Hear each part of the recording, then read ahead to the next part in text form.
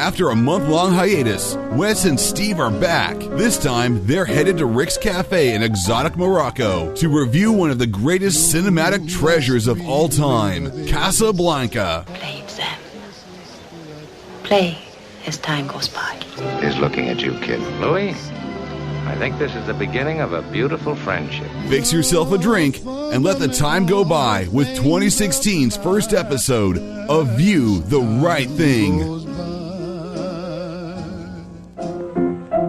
Let's all go to the lobby. Let's all go to the lobby. Let's all go to the lobby to get ourselves a treat. Hey, everybody. Hi, Welcome everybody. back To You the Right Thing. Indiana Jaws. Thought Oh, maybe- wait a minute. It's a new year. It's a new year. It's a whole new year. So I should come up with a different hybrid movie name to troll you with each episode. I don't know about that. I do have an Indiana Jaws surprise What? coming for you, but that's all I'm going to do is just tease you with it. What does that even mean? Yep, there's an Indiana Jaws surprise coming. I'm just saying, I've been working with someone. An Indiana Jaws surprise. Full feature-length script coming your way. No way. No, absolutely not. See, that's something I would do just for fun. Just for kicks. Like, I'm actually writing 2 scripts that could probably never be made because of all the different studios that would have to be involved Yeah. in letting all these characters commingle. But I'm also working on one that now, as a result of recent acquisitions, could very well be made, although it would most likely only be in animated form, if you know what I mean. I'm not going to say it over the microphone because Yeah, I don't no. want anybody to take that idea. Tell me later. Oh, Absolutely, I'll tell you later. I might need your input on it. And then I'm also I'd love to give input. thinking about writing a script based on a joke from a TV show just as a gift to the person who wrote that joke. Oh, so it's not Too Many Cooks. No, it's not Too Many Cooks. I'd love to see a feature-length film of Too Many Cooks. That would be deranged. Like put a plot in that. And really like more of a plot. Bring in the Beast Rebels of the Hellscape and all that stuff. Yeah, be cool. That'd be awesome. Too many cooks. Too many. So for the listeners, for the viewsters listening, you may hear some extra noise in the background today. Oh, yes. Because they're filming some type of television series or movie. Yeah, there's a great across big the street. film crew right outside the window. Yeah, so lots of big trucks and stuff. So you may hear some things. I think we should just, after we finish recording, just wander on over and Pretend we're a part of the crew. see what they let us do, you know? You might have to take that label off your T-shirt. Yeah. But other than that, maybe just give it a shot. Hey, we're 2 chubby dudes in our late 30s. Yeah. We're here to be in this thing, whatever, man. Yeah, it's They like, wouldn't call the police, it's I like bet. young girls playing soccer. So I think we don't fit in. You're probably right. If we do, it might be a production we don't want to be part of. We never know unless we try. Hey, I'm in the Screen Actors Guild, man. They pretty much have to give me a line and a paycheck. No, that's not how it works at all, kids. I am not in the Screen Actors Guild, but I was in a movie. Yeah, you were. I was featured in a movie, Was it Compound Fracture? Compound Fracture. I had no lines. Bum, bum. But you had a tattoo. Was it a tattoo or a Scar. brand? It was a scar. scar, It was like yeah. a branding scar. Yeah. I've been in a movie with lines, but no branding scar. You've been in a bunch of stuff. I mean, I've been in a pretty nice handful of things that I'm proud of. Yeah, like Sharknado. I was in Sharknado, that's Waking. true. Waking as well. Yeah. I'm currently involved with a radio drama series that is apparently doing quite well for itself. Yeah? And I keep hearing new things about that, so that's good. That's exciting. It's weird. I almost feel like I'm not involved with it at all, because whenever I go in, it's like, 2 hours at a time, and then we just, it's voiceover, so we just hammer out so much stuff real quick, and then I'm not due back in for maybe months. And that's the thing that you've been doing lately? Suspense. It's called Suspense? Yeah, with my buddy John C. Alzadek. It's like radio plays of really classic horror stories and stuff. That's awesome. It's a lot of fun, so look up Suspense from Blue Hours Productions, because you're going to hear some great stuff. I got to play MacReady from The Thing. Cool. in an adaptation of The Thing called Who Goes There, which I think is the original title of the short story The Thing is based on. Did you impersonate? I would say Mr. I put in a tinge of Kurt Russell. Kurt Russell, Just yeah. a tinge. It's hard not to, but I tried not to. But it's Yeah. hard not to because I Yeah. love Kurt Russell so much. He's great. He's great in that movie, especially in that movie. I mean, name a movie he's not great in. Tango and Cash. It's not a great movie, or he's not great in I it. don't remember him in it, to be honest with you. I mean, he's Kurt Russell. He is Kurt Russell. He's great even in Sky High, and that might be like his least celebrated role. Sure. You remember that one? Yeah. I love that movie. The superhero parents and kids, right? Yeah. And he plays the commander, Yeah. married to Kelly Preston. I feel like my doze is running, Wes. Oh, don't let your doze run. Are you seeing anything there? No, I'm not seeing anything Okay, yet. good. I'll let you know. Good. I feel better now. Hey, Yes, sir. should we talk about a movie that we've watched specifically for this show? Or should we talk about what movies have we been to see lately? Oh, man, it's been a month and a half. It's been a month and a half. So that's a lot of movies. I can run down my list real quick. I think it's probably... I want to try and do your list. Okay. All right. Star Wars The Force Awakens. Sure. Star Wars The Force Awakens. Uh-huh. Star Wars The Force Awakens. Yeah. Star Wars The Force Awakens. Yeah. Star Wars The Force Awakens. You've already said it 5 times. I've only seen it 5 times. So you've seen it 5 times. I've only seen it once. Really? I'd like to go see it again. You, I don't have anyone to go with. Wes Weizenhofer. Only seen it once. You have only seen Star Wars Episode 7, The Force Awakens, One time. 1 time. Yep, and I don't have anyone to go with. I'm so sad and lonely. Well, guess what? What? I haven't seen it a 6th time. Well, I mean... So we're going to have to knock this out. There's a theater right near my place. Super reasonable prices. Reserve seats. Big, comfy, reclining chairs. We'll do this. We have a mutual friend, Daniel, who said that we were going to maybe go see it like a week or so ago, but we didn't go. So He's a very busy he man. didn't have time for me. He's going to... Come on. He's going to be on that FX thing about O.J. Simpson. Yeah, let's there. plug that real quick. Yeah, the February 2nd. American Crime Story. Not to be confused with American Crime. Correct. American Crime Story. Which is kind of like... it's a Ryan Murphy show, kind of like American Horror Story. Yes. But it's a real account. It's about real crimes that actually... But every year they're going to have different crimes. Yeah. And probably bring back a lot of the same actors. Like Sarah Paulson's in it, Connie Britton's in it. Oh, yeah. Sarah Paulson plays Marcia Clark, right? Is that her name? Marcia Clark? Marcia Clark. I've heard really good things about Cuba Gooding Jr. in it. Cool. And I've heard, which is great because... Oscar his winner, career, Cuba Gooding Jr. Yeah, but his career after the Oscar did not go so well. Man of Honor. Yeah, but that was like right after Right that. He after. probably did that before he got the Oscar. And you going to say, what was that cruise movie he did? With Tom Cruise? No. Boat Trip. Boat Trip, yeah. Yeah, he did Boat Trip. That was the beginning of the end right there.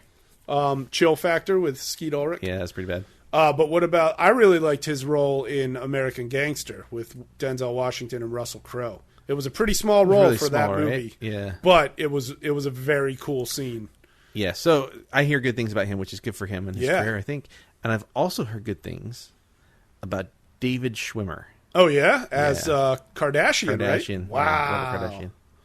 That's going to be pretty wild to see. Yeah. Like, we're going to be watching a dramatization of this real-life guy who now, in the time since he's been dead, his family has basically plagued the world Absolutely. with their presence. Absolutely. Interesting.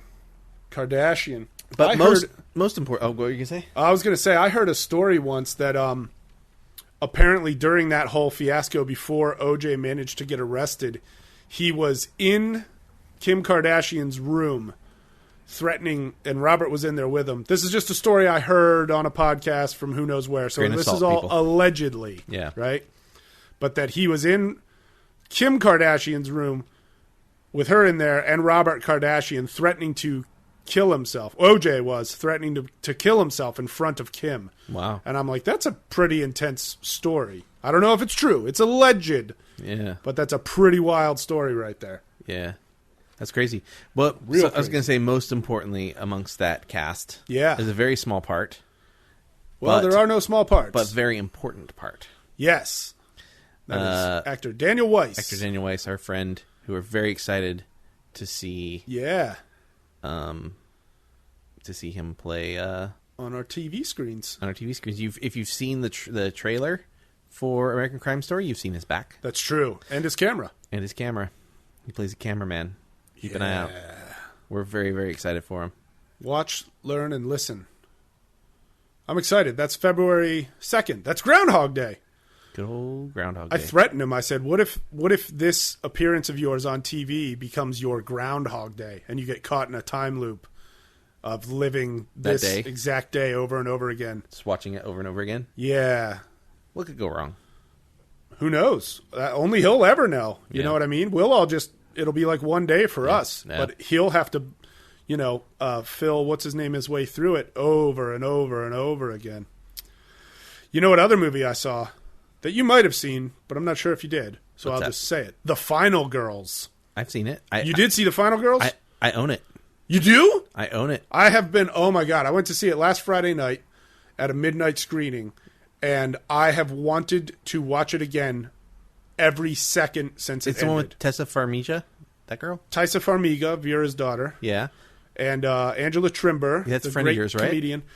We were in Improv 101 together, and we were also in Freak Dance together, the movie Freak Dance, The Forbidden Dirty Boogaloo. She has a much bigger part. I got to play a guy sitting next to Matt Walsh's character. I won't say the name of his character because it's a hilarious joke. Which character is Angela Trimber? Is she the tough girl? She's sassy. She's with the Good Guy Dance crew that can't read. They do a big song about how she can't read. I mean, in the movie. Oh, in Girls. Final Girls. Is she the tough girl that shows up in the car? Or no. She's the girl in the bikini. She's the girl, yeah. She gets into a bikini a couple times. She likes to dance. She's super adorable in the movie. She's so funny. Yeah, she's really, really funny. Super talented and adorable. She's one of the greatest dancers. She does a series on YouTube. She hasn't. I don't remember the last one she put out, but she got some recognition for this series where she would just go to like a laundromat or a mall or something and just put a song on in her headphones and just start dancing like crazy in front of her camera and just sort of like dance interacting with people that came by, and it was pretty cool. It's very fun. That's a girl who loves to dance. I think the Final Girls, I think the whole cast. I loved it. I think the whole cast is good. I think the premise is funny. Oh yeah. Which I don't want to say what the premise is because I actually showed it to. I knew what it was ahead of time. I showed it to Chris and Desiree without them knowing. Okay. And they were really glad that they didn't know what the premise of the film was. That's good to know. All right. And it's she above all the other actors. I think. Every time she speaks, it's gold. Every single time. She's always funny. Yeah. But I also wanted to point out, without giving too much away here, I'm going to say this. I have a really healthy relationship with my mom, and I am not a daughter myself. I am a son. But those, like, maybe what were there, like 3, maybe only 2, like, big mother-daughter moments throughout the movie. Yeah. Those broke my heart way more than I ever thought they would, dude. And I was just like, oh my gosh, this is great. Yeah. I loved and like, in a movie like that, you just don't expect to feel that much. But I did, and I've wanted to feel it again ever since. So you have it on DVD or Blu-ray? Is that what you're telling me? I actually I purchased it on Vudu because I'm going all digital. Yeah. Which means I can you know what? Do you know that I can share my Vudu account with people? Really? Yeah. Whoa. Type in an email. All right. Maybe we discuss that off the air. Yeah. Interesting. But then you're going to watch stuff that I want to watch with you without me. That's what I do. No, don't do that. So I won't be giving Steve access to my Vudu account. Well, anyway, one of these days, very soon, we should watch The Final Girls. And if you're out there, watch The Final Girls. It's wonderful. So I'm only going to talk about one movie that I saw. It's not Star Wars. We did talk about it. I've only seen it once, but yeah. My favorite film from last year, I think. Your favorite film from last year? Yep. Gem and the Holograms. Did not see Gem and the Holograms. Not me neither. Not planning on seeing it. If I happen to see it, fine, but I'm not planning on seeing it. Starring Sharknado's Aubrey Peoples as Gem. Cool, don't know who that is. She played Gem. All right. She's also on Nashville. I think that show's called. I have not seen that show. What was your favorite movie from 2015, Wes? The Big Short. Oh, yeah. Big Short's great. I thought it was super fantastic. It took me 15 minutes to get used to the editing Yeah. of the film. It's so all over the place that it actually turned me off for like the first 10 minutes. I was like a little like, I'm not sure I'm going to like this movie. Interesting. But then once I got used to it at like about 15 minutes in, I loved it. I thought the editing was a really inspired choice. Nice. I thought the performances were great. I thought the story was great. I thought the very end like title cards where they kind of tell you a little more, like the little epilogue. Yeah. I thought that was excellent. An excellent note to end the film. Yeah. I don't want to say anything about the film really because I don't want to give anything away, but the cameos in the film I thought were fantastic. Sure. If you haven't seen The Big Short, I think everybody should go see it. Watch it twice. I think watch You it have twice. to. I think it's not only a really, really well-made film, it's really, really funny. Yeah. And especially for the horrible subject matter. Especially for the horrible subject matter. It's very, very funny. And I think it's an important film. Absolutely. Especially because history repeats itself. Yep. So. And, here we are 8-ish years later, and it's literally about to happen all over again if we're not careful. Exactly. It's like the same kind of crap is going down. I'm looking to move. Yeah. And I got a phone call from somebody who was like, we want to get you into a house. Don't worry if your credit's not good or whatever. And be careful. I was like, sorry, sir. Yeah, be careful, man. Got off the phone with that guy. I've gotten chided because, here I am. I've been in LA for a few years and I'm still renting. And people are like, oh, why aren't you like owning a home and building an equity and blah, blah, blah. And part of me is like, well, yeah, like that sounds pretty awesome. But at the same time, like I'm not really making all that much that I could safely afford my own home. Plus, property tax, this, that, and the other thing. Yeah. And now after seeing The Big Short, I'm kind of like, I'm feeling all right with where I'm at. You know what I mean? Yep. And I'm glad I didn't get duped into, what do they call those things? Those subprime mortgages. Mm-hmm. Thank you, Jesus. Or whoever you believe in, dear Viewster. Sure. So, yeah, okay, so that's some movies we've seen. We've talked movies. We've talked life. Kind of. We've talked Disneyland. No, that was in the pre... Oh, that was in the preamble. Well, I guess they get a little peek behind the curtain. All right. So okay, we'll give a peek behind the curtain. Well, Viewster, surprise, we're planning a trip to Disneyland. So every time we record, we have a little bit of preamble ahead of time. Yeah. Where we say hi to Dwayne. Make sure our microphones are warmed up. Yep. And we just happen to choose to talk about our impending trip to Disneyland. Yeah. So. Dwayne's loving this. Dwayne's loving. Well, he's probably not even listening anymore. Oh. I don't know if Dwayne actually listens. He listens to the podcast. Dwayne's the best. He is. Can I say that? Because I could not put together the kind of intros that he does for us. Yeah. He puts together wonderful stuff. He's talented. He's got a great voice. He kicks off our show with a Dwayne bang. A Dwayne bang. That sounds vulgar, but it's actually just exciting. Okay.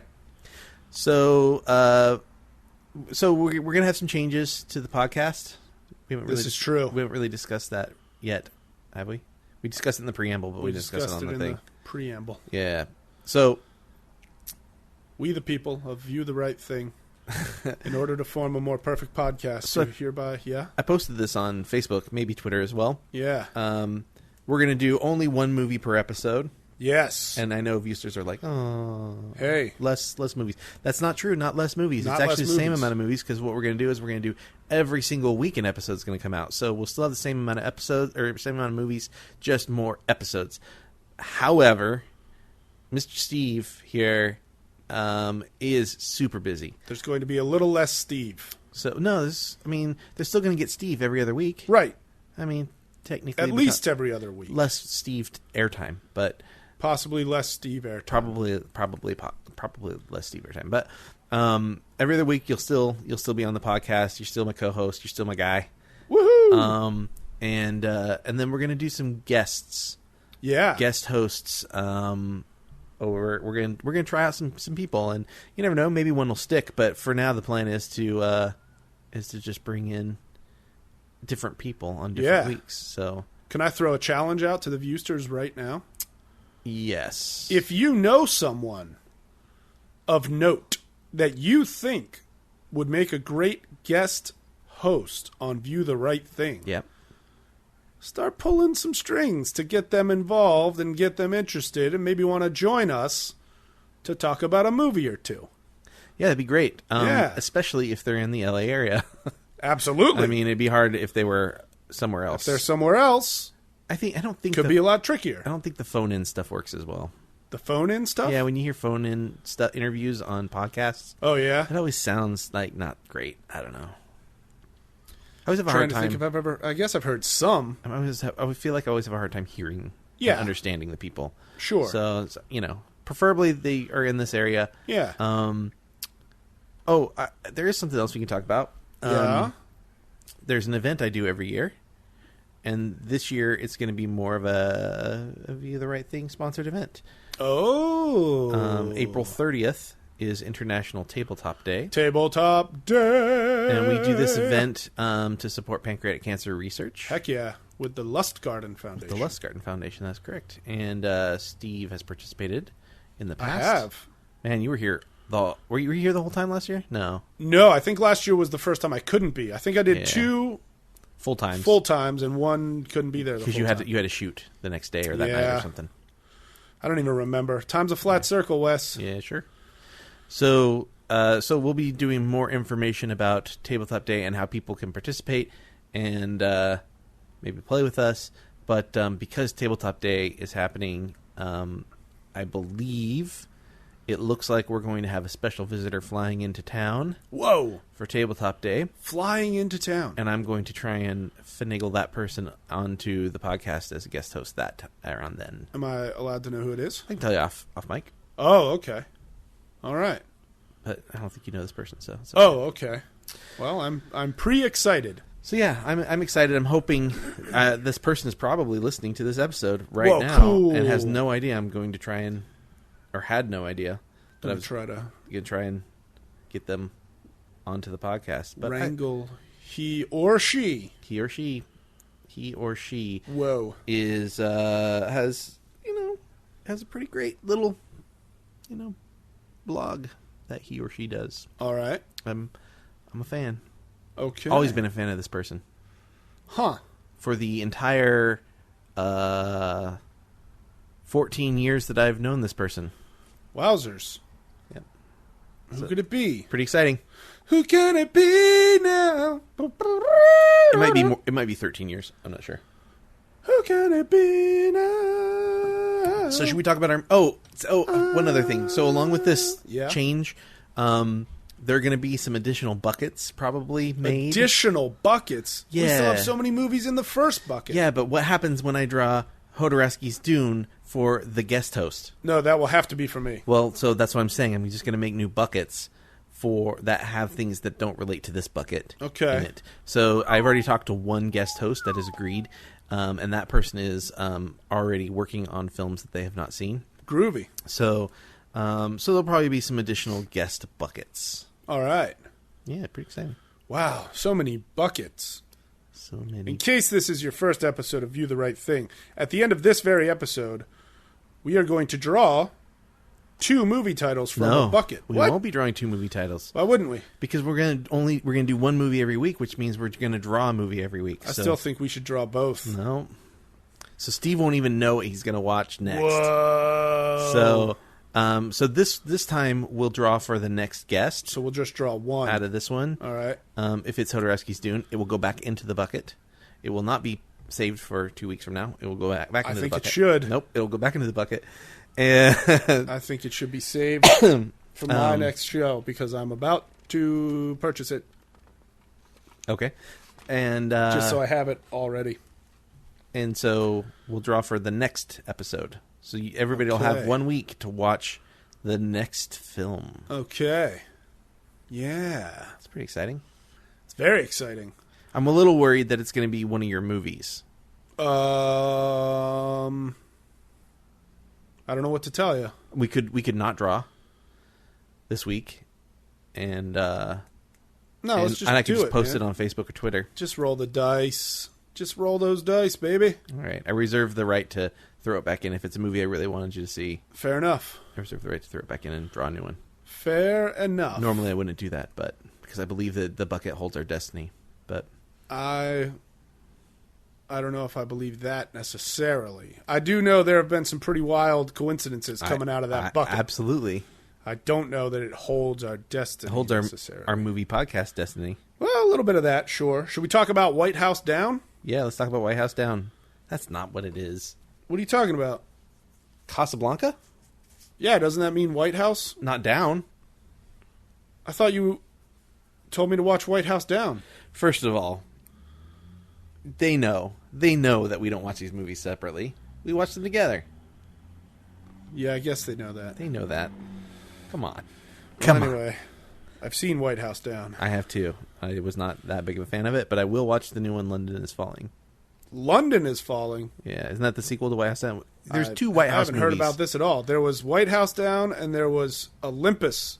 Olympus has fallen. So now London is Fallen is the sequel to that. Oh. Both those movies I didn't like, by the way, very much. They should have called Olympus Has Fallen. Everybody gets stabbed in the head at one point. Right. It's rough. You haven't seen the trailer for London Has Fallen, huh? I have not seen that.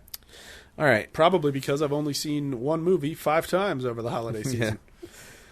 All right. That's what I do. Let's talk about Casablanca. Casablanca. So, this is a pretty important film to film history.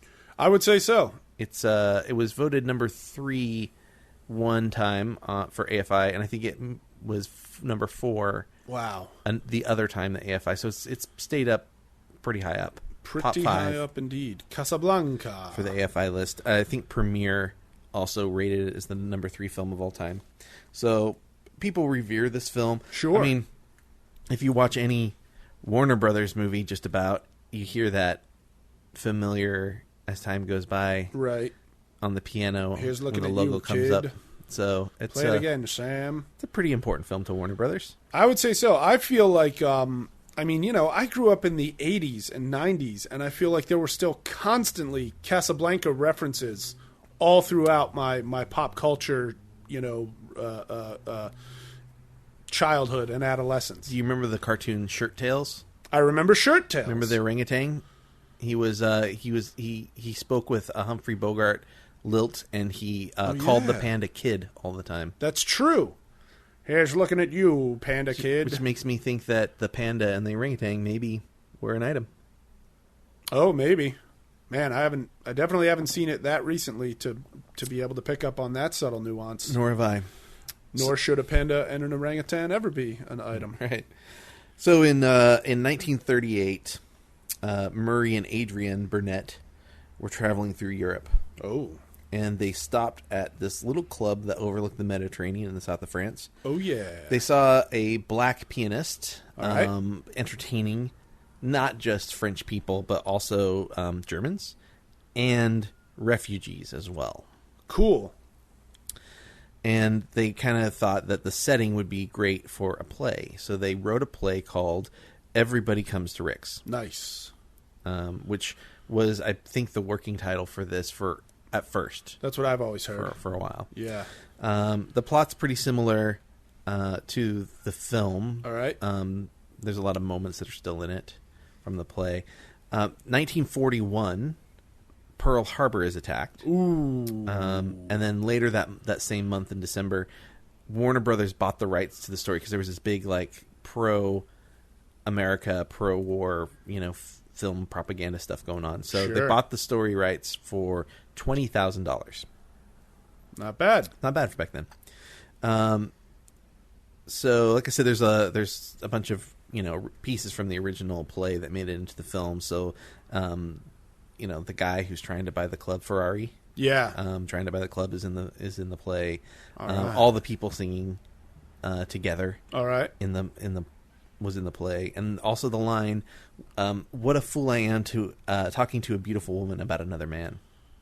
That was a line that Louis has. Okay. When he's speaking to Ilsa.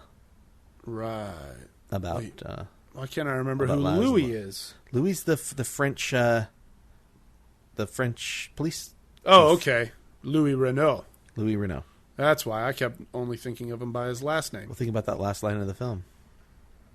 I'll see you in hell, Rick. Yep. I'm a French officer. That's the one. Well, we'll get to it at the end. So they hired this director, Michael Curtiz. He directed one of my favorite films of that era. Oh, yeah? The Adventures of Robin Hood. Is that the one with Errol Flynn? Mm-hmm. Cool. Yeah. Where he has that battle on the little bridge with Little John, and they knock each other in the water. Good old Little John. He also directed that same year as The Adventures of Robin Hood was released. He directed this film called Angels with Dirty Faces. Uh-oh. Which we saw a parody of. Right. In Home Alone. Home Alone. This kid's home alone. Angels with Filthy Souls. He's a home alone kid, home alone. Okay. Angels with Dirty Faces is the real movie. Is the real film. Okay. Yeah, this is a gangster film. On January 5th, so they bought the rights in December. Right. At the end of December, the 20-something of December. On January 5th, the studio told the Hollywood Reporter that Ann Sheridan, Dennis Morgan, and Ronald Reagan would star in this film. Ronald Reagan. However, on February 14th, the head of casting sent out a memo that said that Humphrey Bogart was cast in it. Thank goodness. And then a few days later, the female lead's name was changed from Lois to Ilsa. So in the play, her name is Lois. And so then Ann Sheridan wouldn't fit for the role. So they wanted Ingrid Bergman to star. She was this I'm okay with that. Young Swedish ingenue. Yeah. And she was in Hollywood from Sweden doing a film for MGM, doing a film for David O. Selznick. Oh. And David O. Selznick wanted her for a different movie called For Whom the Bells Toll. Nice. So they, in order to get O. Selznick to let Warner Brothers have the film, have the girl for the film, for Casablanca, they had to make a trade. Uh-oh. So Warner Brothers traded Olivia de Havilland for 8 weeks to play the part O. Selznick wanted Bergman for. So they could have Bergman for Casablanca. But it turns out that the day after they wrapped Casablanca, O. Selznick hired her on to play Maria in For Whom the Bells Toll. So she was still in that movie in the end anyways. All right. That was the movie that inspired the Metallica song, For Whom the Bell Tolls, right? Time marches on, for whom the bell tolls. I would have thought, isn't that a book? Isn't it a book? I would have thought a book. Probably. Heck, I don't know. So Casablanca would go on to be nominated for 8 Academy Awards, and it would go on to win 3 of them. Wow. Best Screenplay, Best Director, and Best Picture. Now, pretty cool. I read a lot of information on this about how a lot of the actors and studio people didn't think this movie was very good when it was being made. Really? The actors kind of thought it was fluff. I believe Ingrid Bergman maybe referred to it as fluff. Fluff. It is a fluff picture. I am Norwegian with a French accent. Okay. So there wasn't a lot of faith in it, and the movie ended up making Humphrey Bogart a romantic lead. I would say so. Prior to this, I think he was playing kind of hard-boiled, hard-nosed characters. And yeah, because this was after Maltese Falcon, right? Yes. Falcon, I should have said. Falcon. Maltese Falcon. See? So, let's begin the story of Casablanca. Do you want to get us started? I guess so. Let me see what my notes say here. Sure. Well, the movie opens with a very beautiful piece of music, and at this point in the movie, Wes told me that he has a Jack Warner story that he wants to tell. Did you tell that already? No, well, we saw Jack Warner's name on screen, and I said, I have a Jack Warner story that relates to this film. I guess it relates to the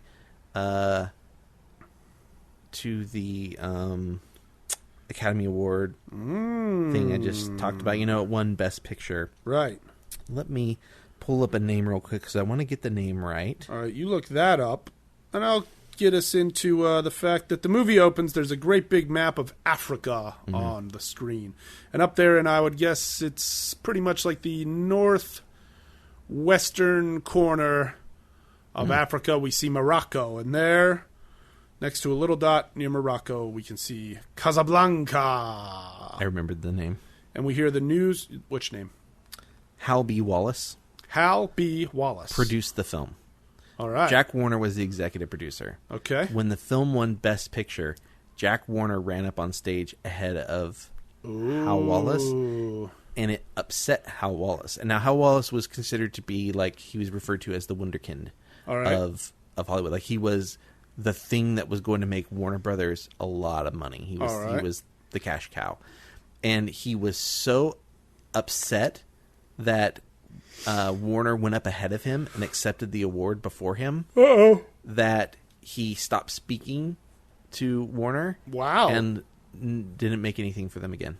He left Warner Brothers. Anything again? He went and made stuff for other studios. Like what? Well, that's a really great question. Hopefully it's stuff that's really good so that sure. So that he got his proper revenge. Yeah, I mean, I'm looking at stuff here. True Grit. Oh, all right. I mean, he did a bunch of Elvis stuff. He did a bunch of he interestingly went and did a bunch of things for MGM. All right. Let's see here. Rooster Cogburn. Okay. All those like Elvis, like Fun in Acapulco, sure, Paradise Hawaiian Style, Girls, Girls, Girls, stuff like that. Blue like Hawaii, hockey. GI Blues. All right. But then he did a bunch of westerns too. Last Train from Gun Hill. One of my favorite, probably my second favorite Wyatt Earp film, Gunfight at the OK Corral. All right. I'm a big fan of that. What's your first favorite Wyatt Earp? Wyatt Earp with Kevin Costner. Not Tombstone? No, I don't like Tombstone. Tombstone's silly.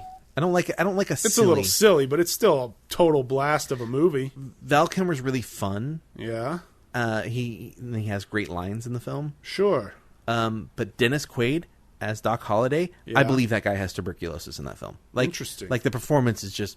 I think the performances are much better in Wyatt Earp. It's a closer to true telling of the story. That makes a lot of sense. It's an epic western. Still, I feel like if you're going to do a Dana Delaney. Yeah, I mean, Dana Delaney's good and all, but Wyatt Earp, yeah, has. Let me tell you here. 18 stars out of 5. Joanna Going. All right. From Phantoms? Yeah. Catherine O'Hara, who you recently. Isabella Rossellini in her prime. Okay. I don't see why you had to add that little button on the end of it there. In her prime. In her prime, Isabella Rossellini was I mean, she's Isabella Rossellini. A seductress. Annabeth Gish. All right. Very beautiful. There's a few others in here. All right.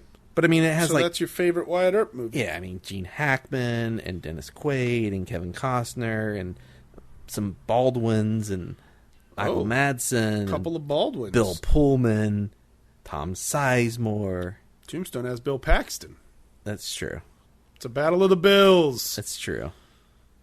But it's funny. We got way off of Casablanca. So but anyways, back to Casablanca. Anyways, Hal Willis did a bunch of, really great classic films that made MGM a lot of money. Cool. Good old MGM. So go back to Casablanca. And Casablanca. We're going to Africa. All right. The movie opens with a picture of Africa. We see Casablanca on a map within the borders of Morocco. Yeah. Up there in the northwestern corner of the continent. Mm-hmm. We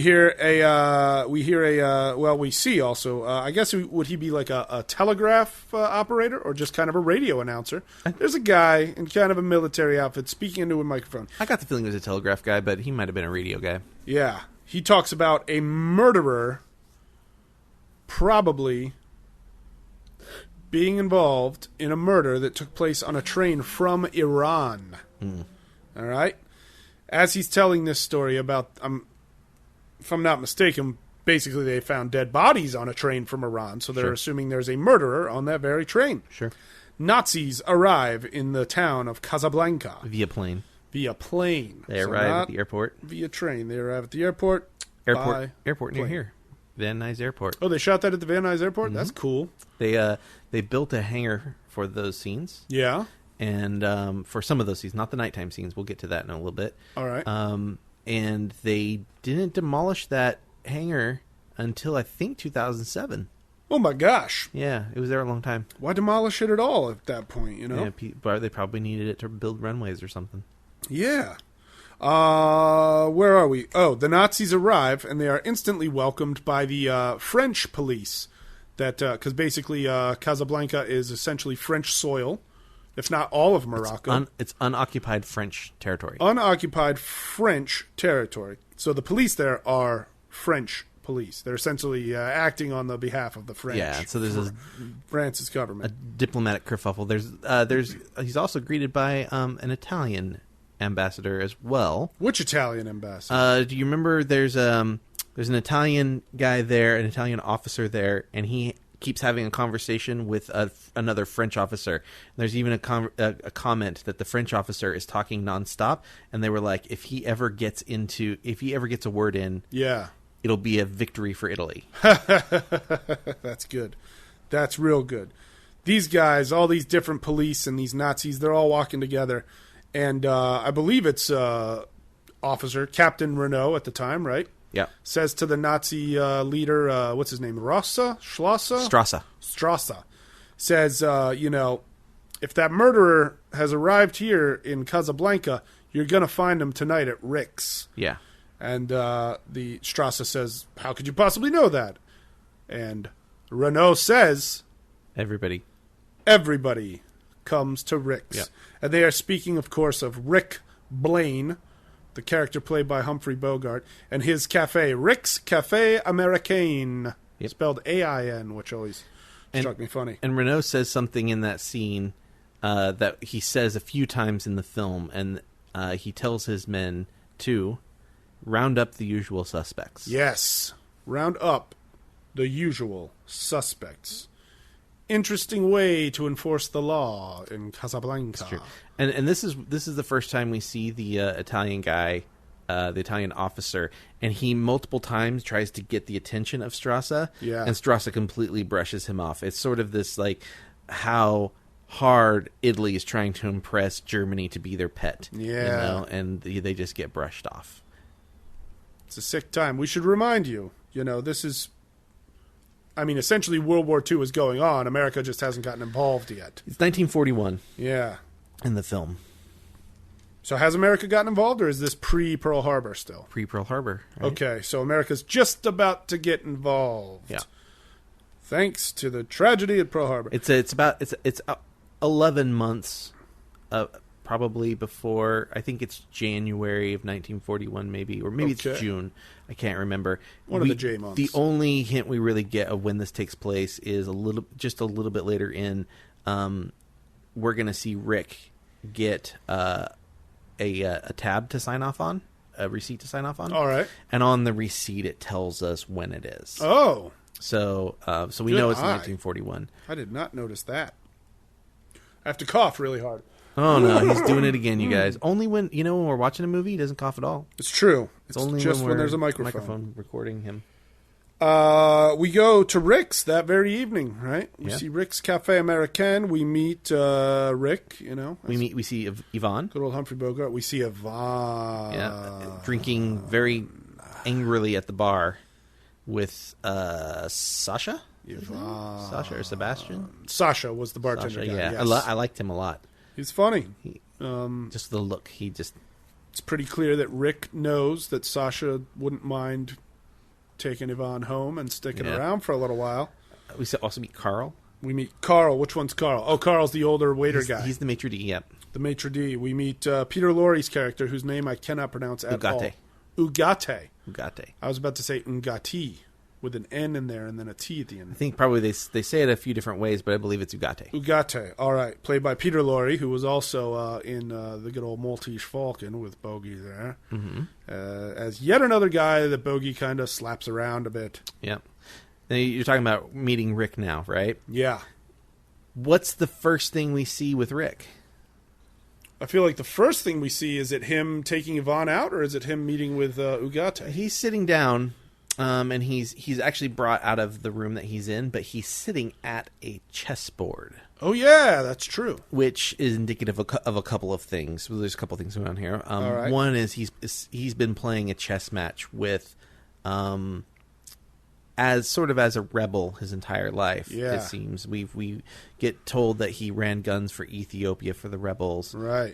He also smuggled some things into Spain for the rebels. Well, it even said that he fought on the side of the Spanish rebellion, right, on the rebel side. So he's sort of playing this chess match on behalf of the rebels his entire life. Yeah. And so there's that. Also, there's an interesting story with the chessboard. Let me hear it. So the chess game, when you see the chessboard, yeah, it's a real match that's being played. Oh yeah, a real chess match. So the story goes that there was a photo of Humphrey Bogart and the chessboard. It was found in a shop that dealt with historic documents, and along with the photo was a letter from Humphrey Bogart to a friend. Over the course of filming the movie, Bogart was actually playing this game over the mail with a friend in New York. So, I've heard of such things. Yeah, so I just thought that was kind of a neat little factoid. That's pretty about cool. The chessboard. That was Humphrey Bogart's idea to have Rick be playing chess in the film, to feature a chessboard. You know, this like we talked about, he's sort of in this game. He's using all these pieces and shifting all these things around. Yep. Casablanca chess. I heard that if you have that chessboard, you're pretty cool. Yeah. So if you know somebody that has that chessboard, they're pretty cool. Yeah. Is this when he throws Yvonne out, or is this when he meets Peter Lorre as Ugarte? Well, I feel like he meets Lorre first. Right? He meets Lorre first. We also see that Captain Renault shows up. Yeah. And people talk to him, patrons and stuff, and they're saying, hey, Rick, have Rick come out and have a drink with us. And he's like, no, Rick never drinks with his patrons. Right. And we see that Renault is very familiar with the cafe. He spends a lot of time in there. He's here a lot. It's safe to say. I think Rick meets with Ugarte first. I believe so, yes. Yeah. Ugarte, played by the adorably bug-eyed Peter Lorre, is telling Rick that he's got letters. What would you call them? Letters of transport? Letters of transport. Letters of transport signed by... Is it the king of France? No, France didn't have a king at that time. But they're basically signed by a French government official. Yeah. So high up that they basically these letters cannot be denied at all. Yeah. So anybody walking around with one of these letters and the Nazis come by and say, show me your papers, they have to let that guy just go about his way, because that's how powerful these letters are. And they're totally blank. Yeah. They're simply signed. You can put any name in there. Yeah, you can put any names in there saying this person is going to that place with this other person, and you have to let them go. Yeah. So let's talk about... They never really addressed that in the film, so for people that don't know... You don't think so? I don't think they really... They never explicitly say that essentially Casablanca is this safe harbor for people. So there's refugees coming out of France, right, fleeing their homes because they're being taken over and bombed. And these refugees come from not just there. They come from France, but from Poland and where's the one woman say she's from? Bulgaria, not Bulgaria, right? Bulgaria. Yeah, that young the young Latina from Bulgaria. So people are escaping their countries and they're coming to this sort of this neutral zone, right? But they're getting stuck there, right? And it's very, very difficult to get papers that say they can leave this French territory. And so people, when we first go through the cafe, we see a lot of people trying to do dealings. So right, I'll sell you this. I'm going to need this money for when I get to America. Right. Or I'll sell you this, or I'll do whatever I need to do to get on your boat. There's a guy planning a clandestine map. He's mapping out for this guy how to get to a boat. You have to be there at this time, and you need to bring 20,000 francs. 20,000 in cash. It has to be. He tells him it has to be in cash. So we get little bits and pieces of that as we go along. when they ask for Rick to come by, one of the guys says, "Well, tell him that I'm the manager of the second largest bank in Switzerland." And Renault says, I think it's Renault says, no, Carl's there, and Carl says that won't impress him because the manager of the first largest bank in Switzerland is our pastry chef in the kitchen. So nice. Everybody is stuck there. Stuck regardless in Casablanca. of how powerful they might think they are. Everybody's kind of stuck there. Sad, but they all seem to be spending plenty of money on booze and gambling. So you're talking about Peter Lorre's character Ugarte shows up. Now, when he shows up, you remember Rick was playing his game, right? And somebody opens the door and says, "This guy wants to come in." Yeah, and Rick says no, and the guy tries to push him out, and the guy's like, "Hey, I'm rich and powerful. Don't you know who I am?" And so Rick gets up and is like, "What's the deal?" And he's like, "I'm so and so, and I'm super rich and powerful." And he's like, "I don't care who, you're not welcome. Your money's good at the bar. Right. You're not able to come into the cafe part." Which is where they do their like gambling and stuff. And that's when Ugarte just walks in with just a nod to Rick. Right. Ugarte is very welcome in there for some reason. As he should be, because here he is having these pretty much all-powerful letters that can get anybody to anywhere. Mm-hmm. And he explains to Rick, "I want you to hide them for me because I feel like," what does he say? He says, "I feel like you detest me, and that lets me know I can trust you," or something close to that. So Rick agrees to hide these letters.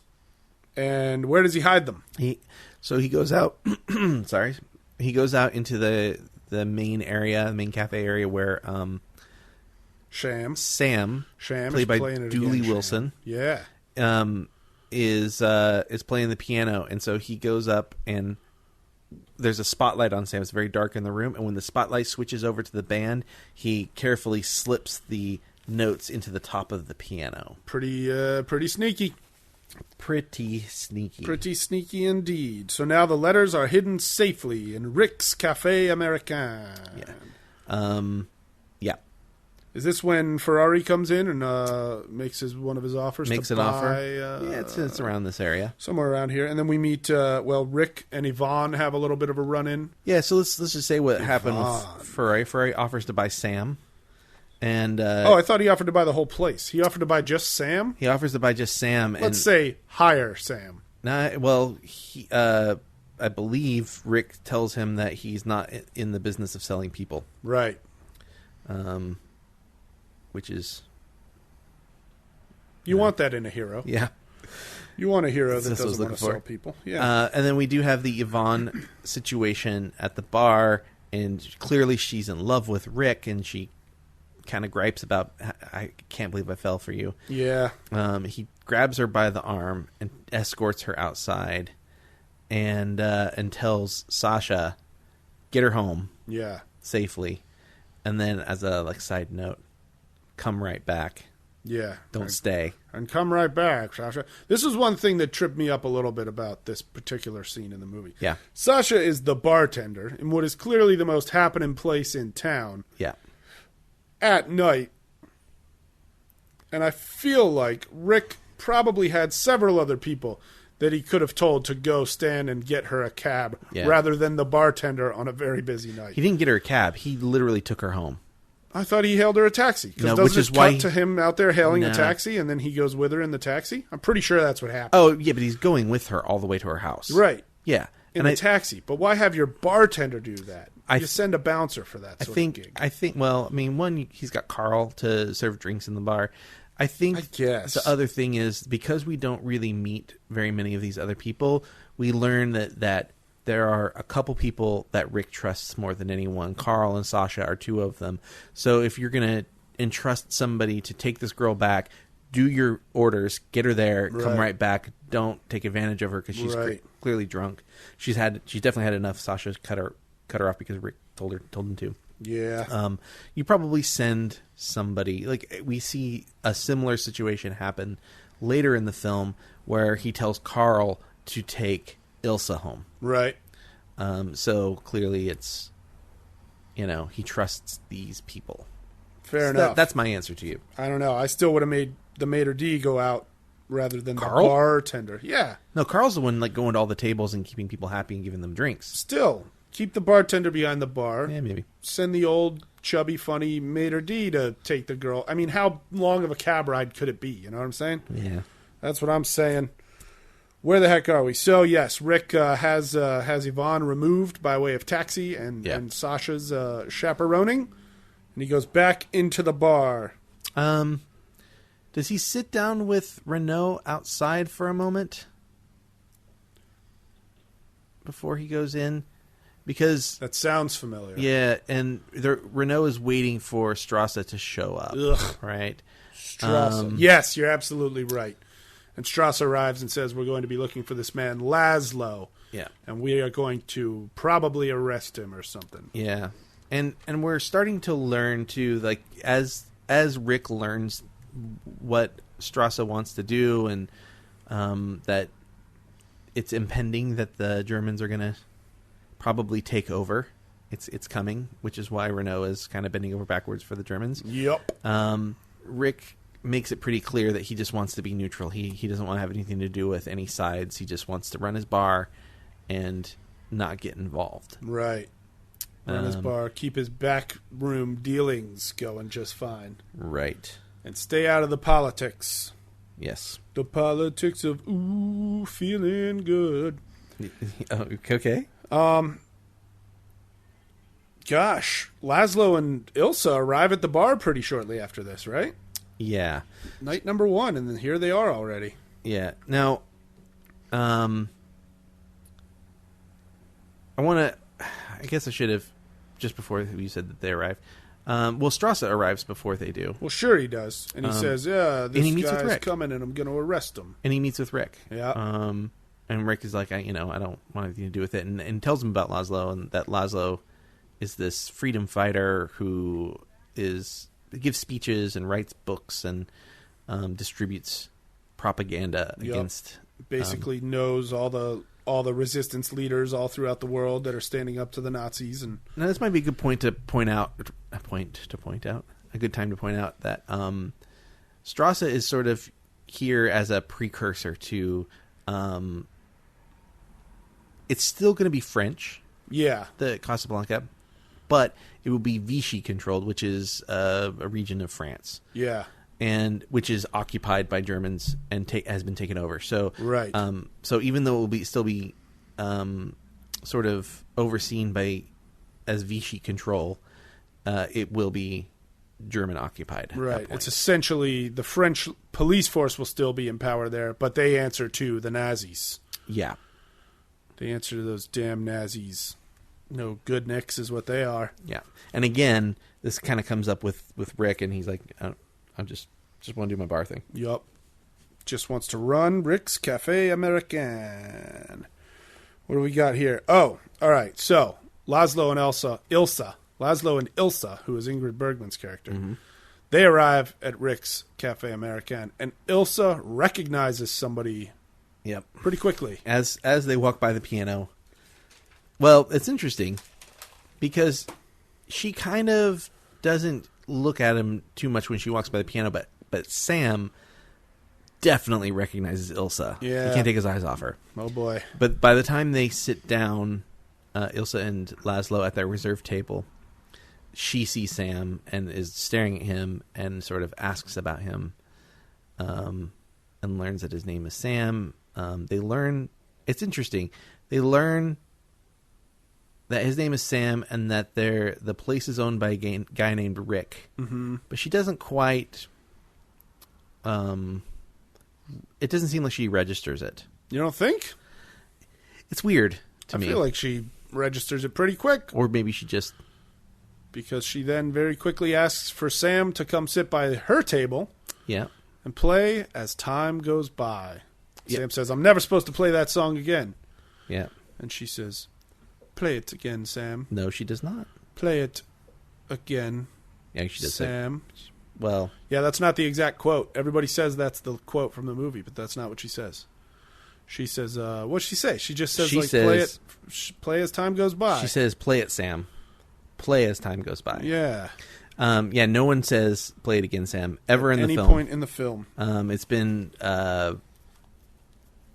said over and over and over again, and all those cartoons and things that TV shows and movies that have sort of lampooned that, where they always say "Play It Again, Sam," and no one in the film says "Play It Again, Sam."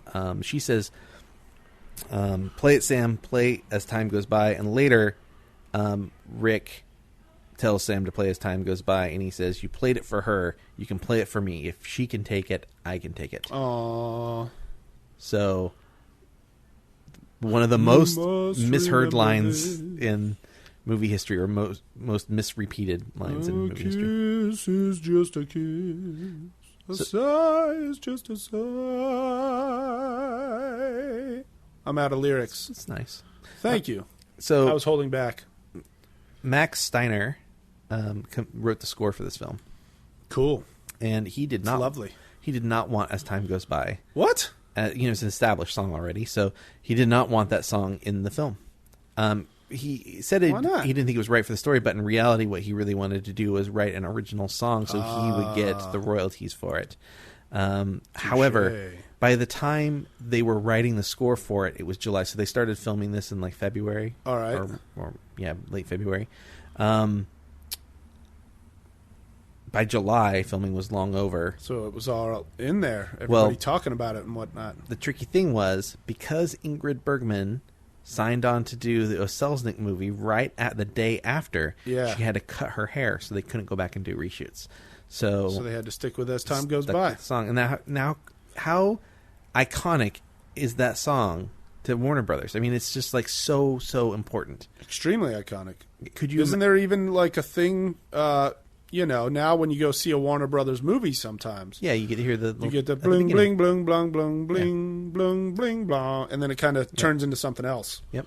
So, could you imagine a different song in that spot? Right? I mean, this is a movie that was, I mean, at the beginning of a Warner Brothers 40 years logo, older than both of us. But like, it's been part of our lives forever. Yeah, well, in like just the Warner Brothers logo, that thing that you're talking about, where they do the little. Could you even imagine a different thing there? I can't. No, it's crazy. I just hear that little bite of "As Time Goes By," and then what's it do? It kind of goes right. Yeah, something like that. As time goes by, Wes. Could I talk a little bit more about Sam? Absolutely. So Sam was almost changed to a female role. No way. And they considered Lena Horne and Ella Fitzgerald among people to play Sam. Now, Dooley Wilson was hired, and he was a drummer in real life. Oh, yeah? Did you even notice he was not playing that piano? He fakes, probably not. He fakes playing the piano pretty bad. It's just, I don't know how to say what I'm doing with my hands. I don't remember did they even show his hands touching the keys? They show his hands a bunch in the film. But I'm just basically moving my hands up and down. Sure. He doesn't do a lot of real piano playing there. However, they did have a real pianist on set named Elliot Carpenter. All right. And he was positioned kind of behind a curtain, so it would hide him from the cameras. But Dooley could see him, and so he just tried to mimic where Elliot's hands were as best he could. Oh, wow. During the songs. Huh. Yeah. Hire a guy who can't even play piano to play a very important pianist in this movie. Well, he sang, and, But, I mean, he was also kind of Rick's right-hand man, I kind of like the sort of... He's almost like Rick's kid, or little brother. Well, there was more of like a con going on with those two. You think like so? They were basically an inseparable team. Mm-hmm. But within... the nightly drama of Rick's place, they didn't seem to really be all that important to each other at all. And yet, I would be willing to say that Sam is probably Rick's most trusted friend. Probably, and I got the feeling that that Sam was maybe like I said, like a kid or a little brother to Rick. Yeah. Like, especially in the era of racism and what racism, how that got people killed. Right. I got the feeling that Sam is probably very protected because he's with Rick. He's protected and he's untouchable. And I kind of got the feeling that he was like the kid brother tagging along Yeah. always, and that Rick always saw Sam as sort of like, you know, he treats him kind of like a kid brother, you know, like when they're in Paris going to leave and stuff. Like Sam's the one who's like, "Come on, we gotta go," and he's, you know, Rick's just kind of like, rah, rah, rah, Yeah. I don't know. That's just the vibe I get. But yeah, for sure, they're definitely inseparable. Yeah, I think he loves Sam. I think he cares a lot about Sam.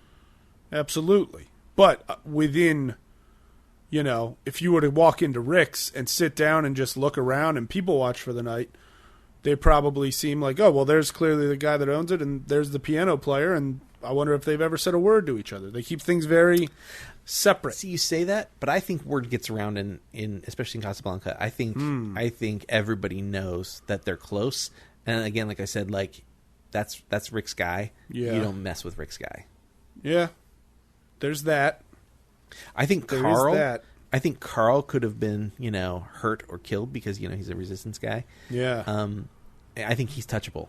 He's old and, you know, This is overweight true. and stuff. But I think Sam would have been untouchable. Interesting.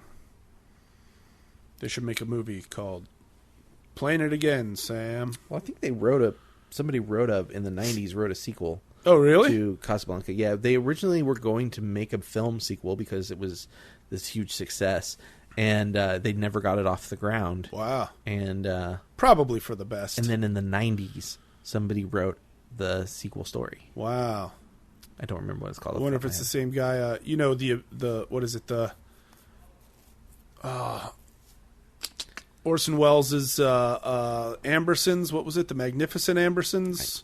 I don't know that one. Anyway, somebody completed that in like the late 90s or early 2000s. They made an all-new version of that. Because if I'm not mistaken, Welles had been filming it, but died before it was complete. And it was supposed to be this great big sweeping family drama that was supposed to, like, you know, make Citizen Kane just look like a hunk of junk. And as far as I know, Orson Welles' you know, version of it never saw the light of day.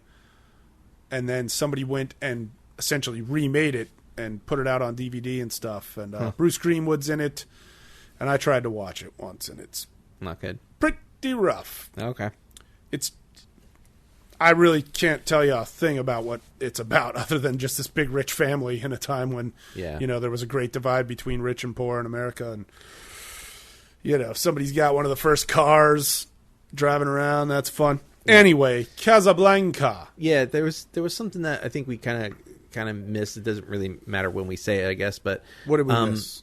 Renault tells Rick before Strasse gets there that Strasse is coming. Yeah, and he tells them that they're going to make an arrest and that they chose to wait until Rick's to make the arrest because he thought we went over that. Did we? Yeah, that he was going to make the arrest. Yeah, that they were coming to arrest Laszlo at Rick's place. No, they're actually not coming to arrest Laszlo. Oh, this is a different arrest. They're coming to arrest a murderer. Right. And they waited for Rick's because they thought that, what Renault says is, we think your guests will find it amusing. Okay. And they're alluding to the murder of the men on the train who had the papers. Right. So we kind of know it's going to be Ugate. Let's stick with Ugate. Yeah. I'm sorry, I'm just mixing things up now. Yeah, that's all right. So that's why they're here. Yeah. And boy, oh boy, does Rick help them catch Ugate. Yeah. So Rick, so that actually happens before Laszlo shows up, I believe. I think that's correct. So, they go to arrest Ugate. Yeah. And he makes a break for pretends like he's going to go with them, right? And then he makes a break for it, turns around with a gun at the door and fires his gun into some guards. And then runs around the bar and he runs into Rick and he's like, you got to hide me, you got to hide me. And Rick's like, I don't stick my neck out for nobody. And Ugate gets captured and taken in. And then after Ilsa and Laszlo show up, a gentleman comes to their table. Which gentleman? A gentleman with a ring who wants to sell them a ring. Oh, yes. And then he flips the ring open to show a little insignia, which is the like the triple cross thing. Yeah, the symbol for the rebels. Yeah. And Laszlo tells him, I'll meet you at the bar in a little bit and talk to you about it. Right. Where the heck are we? So, Ilsa sees Sam. All that happens. While there's some music going on, Laszlo's like, I'm going to go talk to the guy at the bar. And she's like, be careful. So she...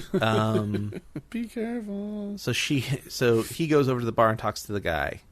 And the guy's like, hey, I'm here to help you with whatever you need. I'm here for the resistance. Right. And Laszlo's like, hey, I'm here to meet this guy with these papers.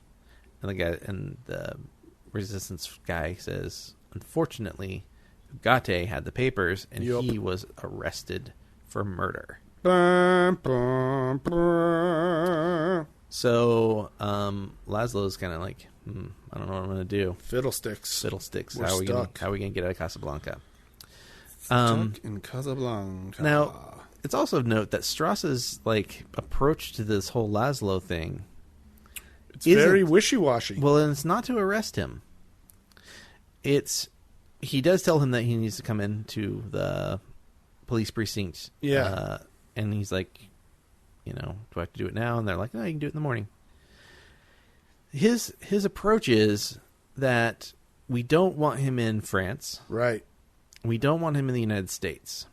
We just want him to stay here because he can't really do much damage to the Nazi cause if he's stuck in Casablanca. Right. So it's not so much that they're going to arrest him or kill him. It's that they just are going to stall him into staying here. So losing Ugarte and the papers is a huge blow because it means that they are absolutely stuck in Casablanca. Right. He can't get out no matter what. Right. But those papers aren't exactly lost. Right. But Laszlo don't know that. So when Rick hears as time goes by, he comes out and he comes over to Sam and he's like, furious. I told you never to play, and then he looks up. What if right there is where the misquote is? What if he says, I told you never to play it again, Sam? Yeah, I don't think what if it's in that sentence? So Sam kind of gestures over and Rick looks up and sees Ilsa and he sits down and has a conversation with her. Yeah. They haven't seen each other since Paris. Has a conversation and a drink with Laszlo and Captain Renault. Mm-hmm. And is Strasse the Nazi at the table at the time? I feel like he is. I don't remember if he's there or not. Sure. I feel like he is there. I'm pretty sure. Okay. But yeah, because I feel like there was even a bit of a mention of from Strasse of sort of like, well, oh, you can't come out have a drink with me, but Laszlo and his woman are here, and you'll come, storming out of your office to have a drink with them. He's like, well, this is a. I feel like something like that went down. You've changed this man. Yeah, thing happened. Frickin' Nazis. Frick them all.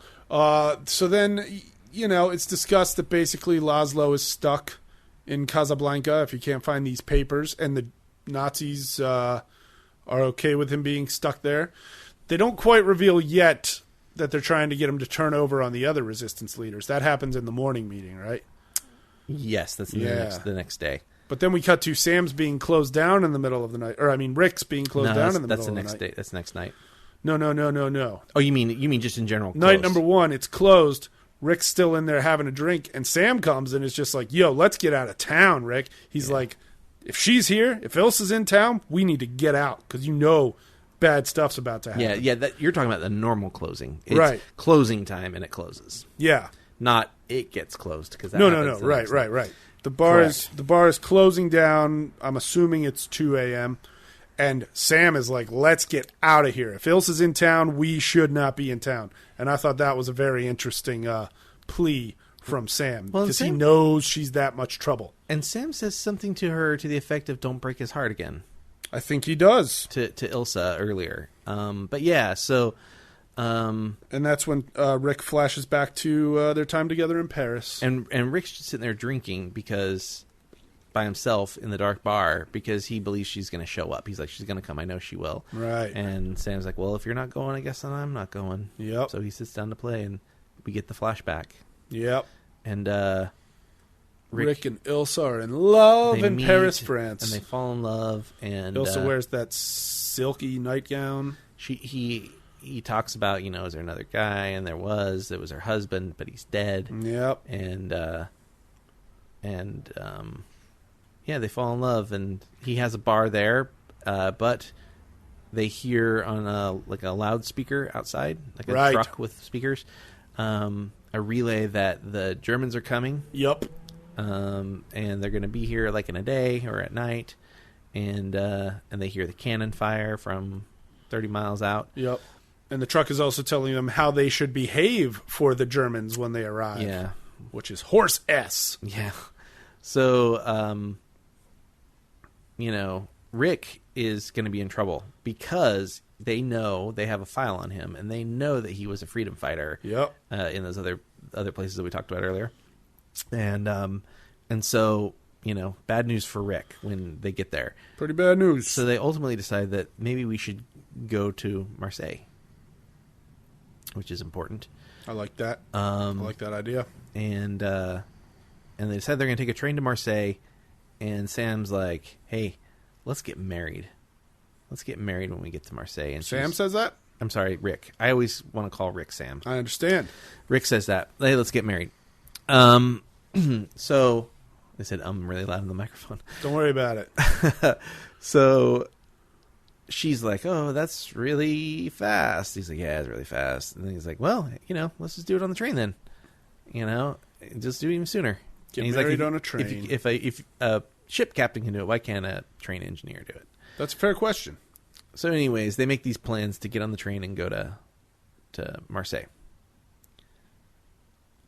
But I feel like something goes wrong. Something goes wrong. It's pouring rain, right? Yeah. Pouring rain.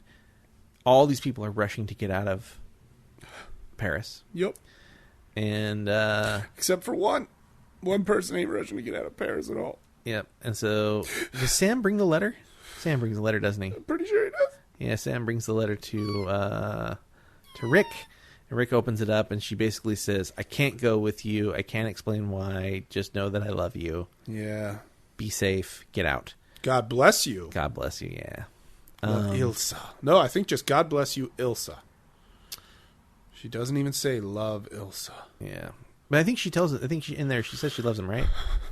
So, I don't want to remember. So Sam pulls Rick onto the train, basically, as the rain starts to wash the ink off the letter. And it's the moment that we see how Rick becomes the guy who he is. Yeah. There was a moment early in the film where I paused the movie and I looked over and I said, it's amazing how Humphrey Bogart can deliver like cutting lines that you remember, but also not give a shit about anything at the same time. Like this guy is devoid of like any caring.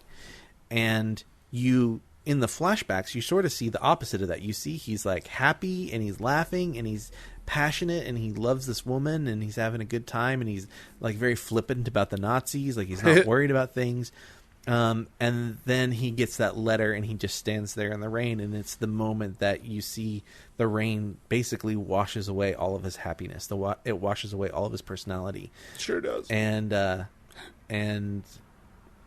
you see that happen on screen, and then Sam pulls him on, and he gets on. When Rick steps backward onto the train, onto the edge of the train, he crumples the note and he throws it away, and that's the end of that life. Rick's no longer that human being anymore. Nope.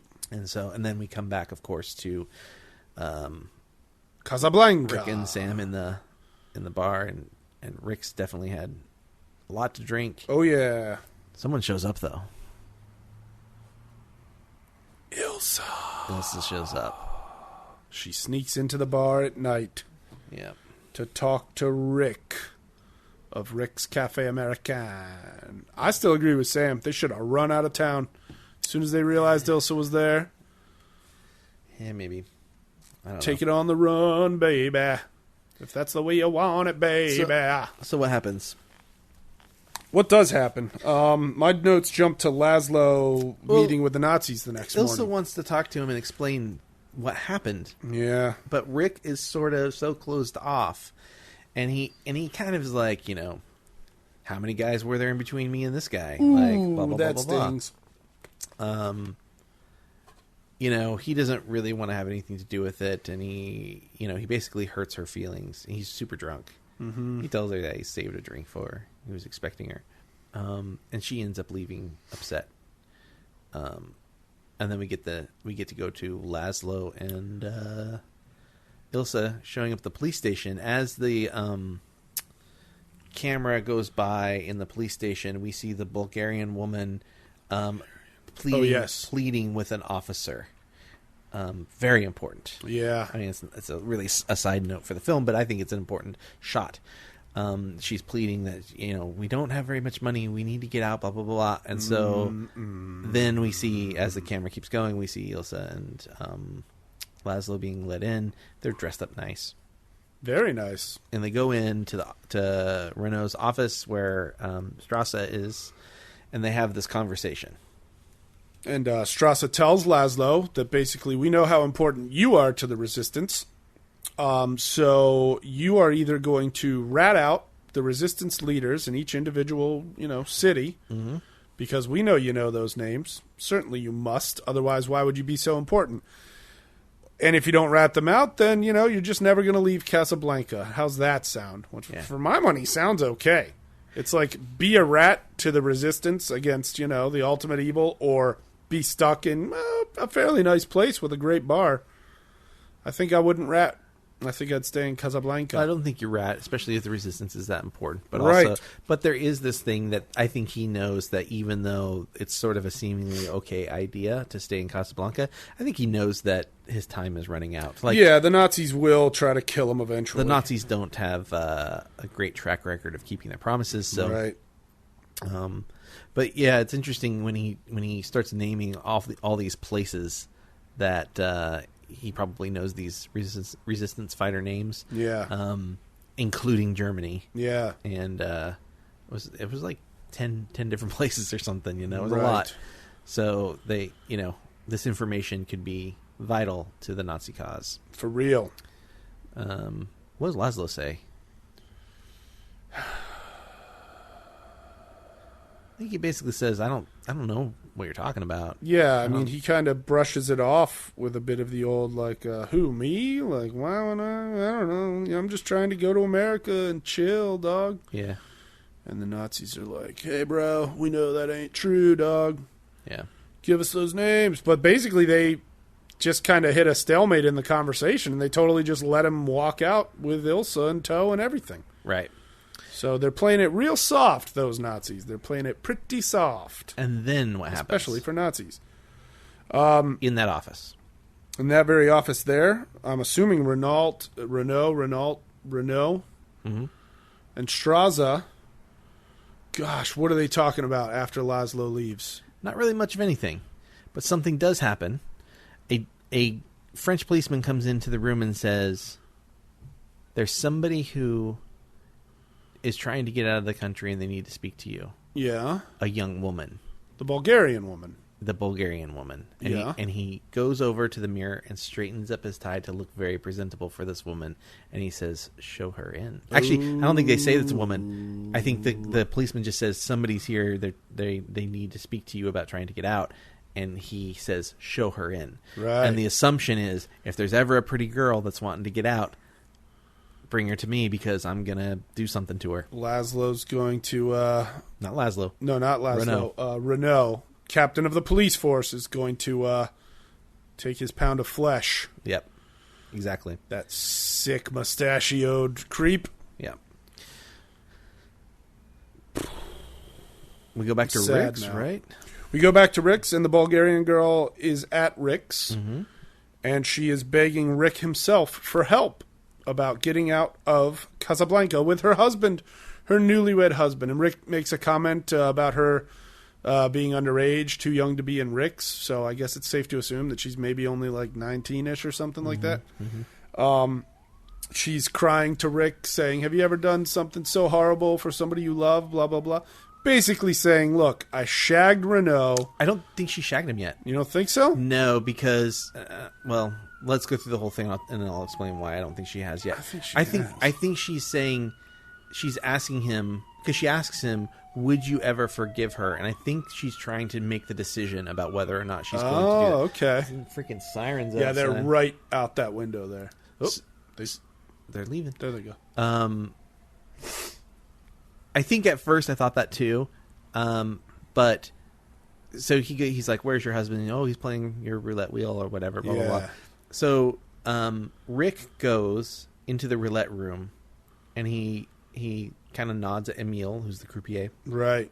And he leans over the young man's shoulder, and he's like, the guy's like, done. He doesn't have much money left, and he's like, "Have you played 22 yet?" And he's like, he reiterates, like, you should play 22. Yeah. Or whatever, basically. So the guy puts his money on 22, and, of course, it wins. Of course. And he gets all this money. He's, like, super excited and starts to pull it away. And Rick's like, no, leave it there. Right. So he puts it back on 22, and 22 wins again. And he's got all this money. Which is an insane cheating plan. Yeah. And he says, get your chips, cash out, never come back. Yeah. Run away with your and of course, sexy Bulgarian the guy's wife. like, thank you, and the wife's like, knows what's up, and she's like, thank you so much. Now, what's important to note is... They are really bad at getting out of there without drawing plenty of attention to themselves. It's true. Renault is there, and he's watching this happen. He's watching the guy win the money, and you can see how crestfallen he is. And then he goes and congratulates them sort of reluctantly, and he's like, come see me in the morning. And I think the idea is, because they won the money, now she doesn't have to betray her husband. Right. And Renault doesn't have to, or doesn't get to... laid. Yeah. So I don't think when she's having a conversation with Rick, I don't think she slept with Renault yet. Yeah. Don't they even hand him some money right there in that moment? They try to, and he says, no. Oh, okay. In my office in the morning. They say, we'll be there at 6. Yeah. And he says, I'll be there at 10. Yeah. Like, get some sleep. Yeah. Just Casablanca. You want to sleep in a little. We're all up gambling all night every night. Yep. Is this when the song war happens? Well, Laszlo wants to speak to Rick, because there's a rumor going around. So I think we missed Rick, or I think we missed both Rick going to Ferrari's place, the Blue Parrot, that during the next day, and they have a conversation. Ferrari wanted to see Rick because he suspects that Ugarte gave Rick the papers, and Ferrari says, I actually have a buyer, and Rick's like, hey, you've been shorting me cartons of cigarettes and all this stuff, and Ugate's like, well, I have a buyer, and Rick's like, he's like, I'll facilitate it all, and he's like, yeah, for a fee, right? Like a service charge, which is how Ferrari sort of brushes off the fact that he owes Rick something, that he's been shorting him. Anyways, Rick's like, I don't know what you're talking about, I don't have the papers or whatever, and so he leaves, and on his way out, Laszlo's coming in. Yeah. Laszlo talks to Ferrari, and Ferrari's like, here's the thing, I don't have the papers, I suspect I know where they are. It won't do me any good business wise to tell you this, but I think Rick has those papers. Mm-hmm. And I don't remember this scene at all. Ilsa and you didn't fall asleep either. And I didn't fall asleep. Ilsa, so Ilsa and Laszlo know. Ow! You keep bumping that mic with your head. That time I bumped it with my headphones. Oh, so when Laszlo and Ilsa show up this evening, Laszlo's like, I'm going to go talk to Rick. So he goes and asks Rick if they can go speak in private. They go up to his office. Yeah. Office maybe / room. Office maybe / room. So they have this conversation, and he's like, I gotta get out. I think you have the papers. And Rick's like, I can't help you. I don't know what you want. And Laszlo's like, do it for Ilsa. Ooh. Do it for her. I got to get at least her out. Do it for her. Ooh. And Rick's like, sorry, can't help you. There's nothing in it for me. I don't want to help, blah, blah, blah. Right. And that's when the Germans have arrived already, and they go over to the piano, and they start singing this loud, boisterous German song. Yup. I don't know which song it was, and I don't care to know. Some sort of pro-Nazi song. And it upsets everybody in the bar. Yeah, and Laszlo comes out from his reading with Mick, from his meeting with Rick, and he notices that these Nazis, there's maybe 6 or 7 of them? Yeah. And they kicked Sam off his piano, and they're playing their hateful, imperialistic music, and Laszlo goes over to the rest of the band. Well, yeah, he and Rick come out. Yeah. And he asks the band what? To play, what's that Marseille. French song? Marseille, yes. Which is the city that Rick was supposed to go to. So,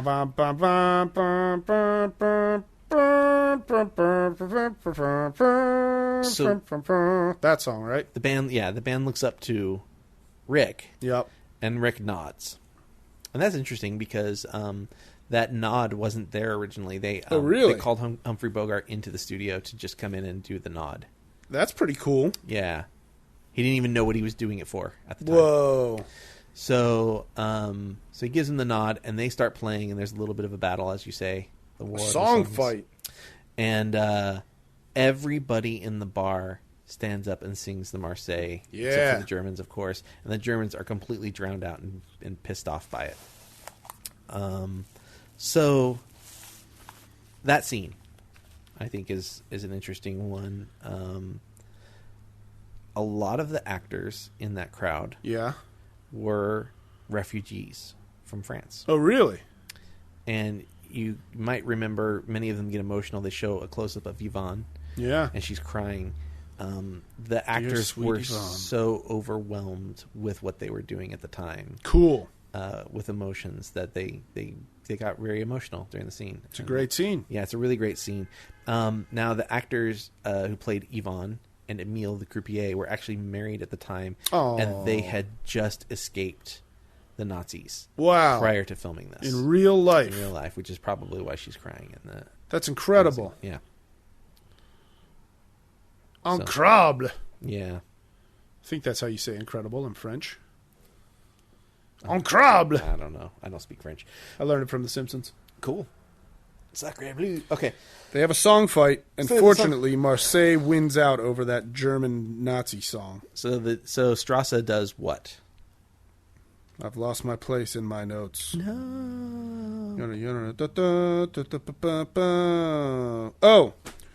Strasse goes to Renault, and he basically says, I've had it. I will not put up with this kind of resistance. You shut this place down tonight. Now. And Renault says, I don't have a reason. Into his whistle. Well, at first he's like, I don't have a reason. Does Strasse give him a reason? Strasse says, find a reason. Oh, that's it? All right. Well, the reason I bring it up is because the reason he finds is... Quite silly. Quite silly and humorous.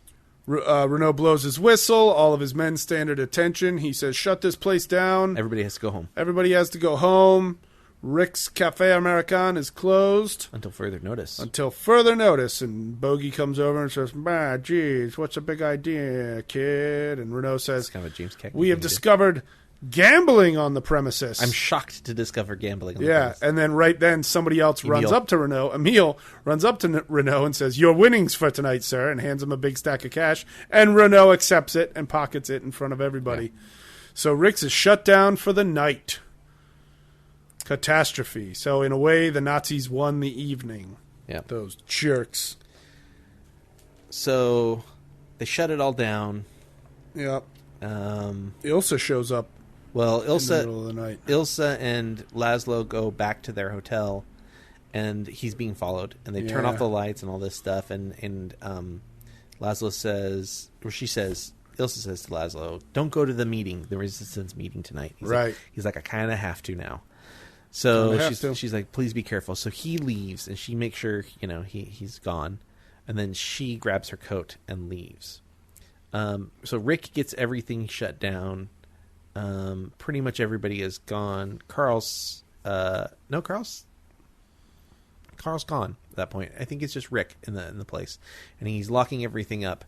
And he goes up into his office room. Yeah, and that's when he sees Ilsa. Waiting in the moonlight. Yep. Ilsa. pretty kinky. They have a big kinky conversation. Yeah.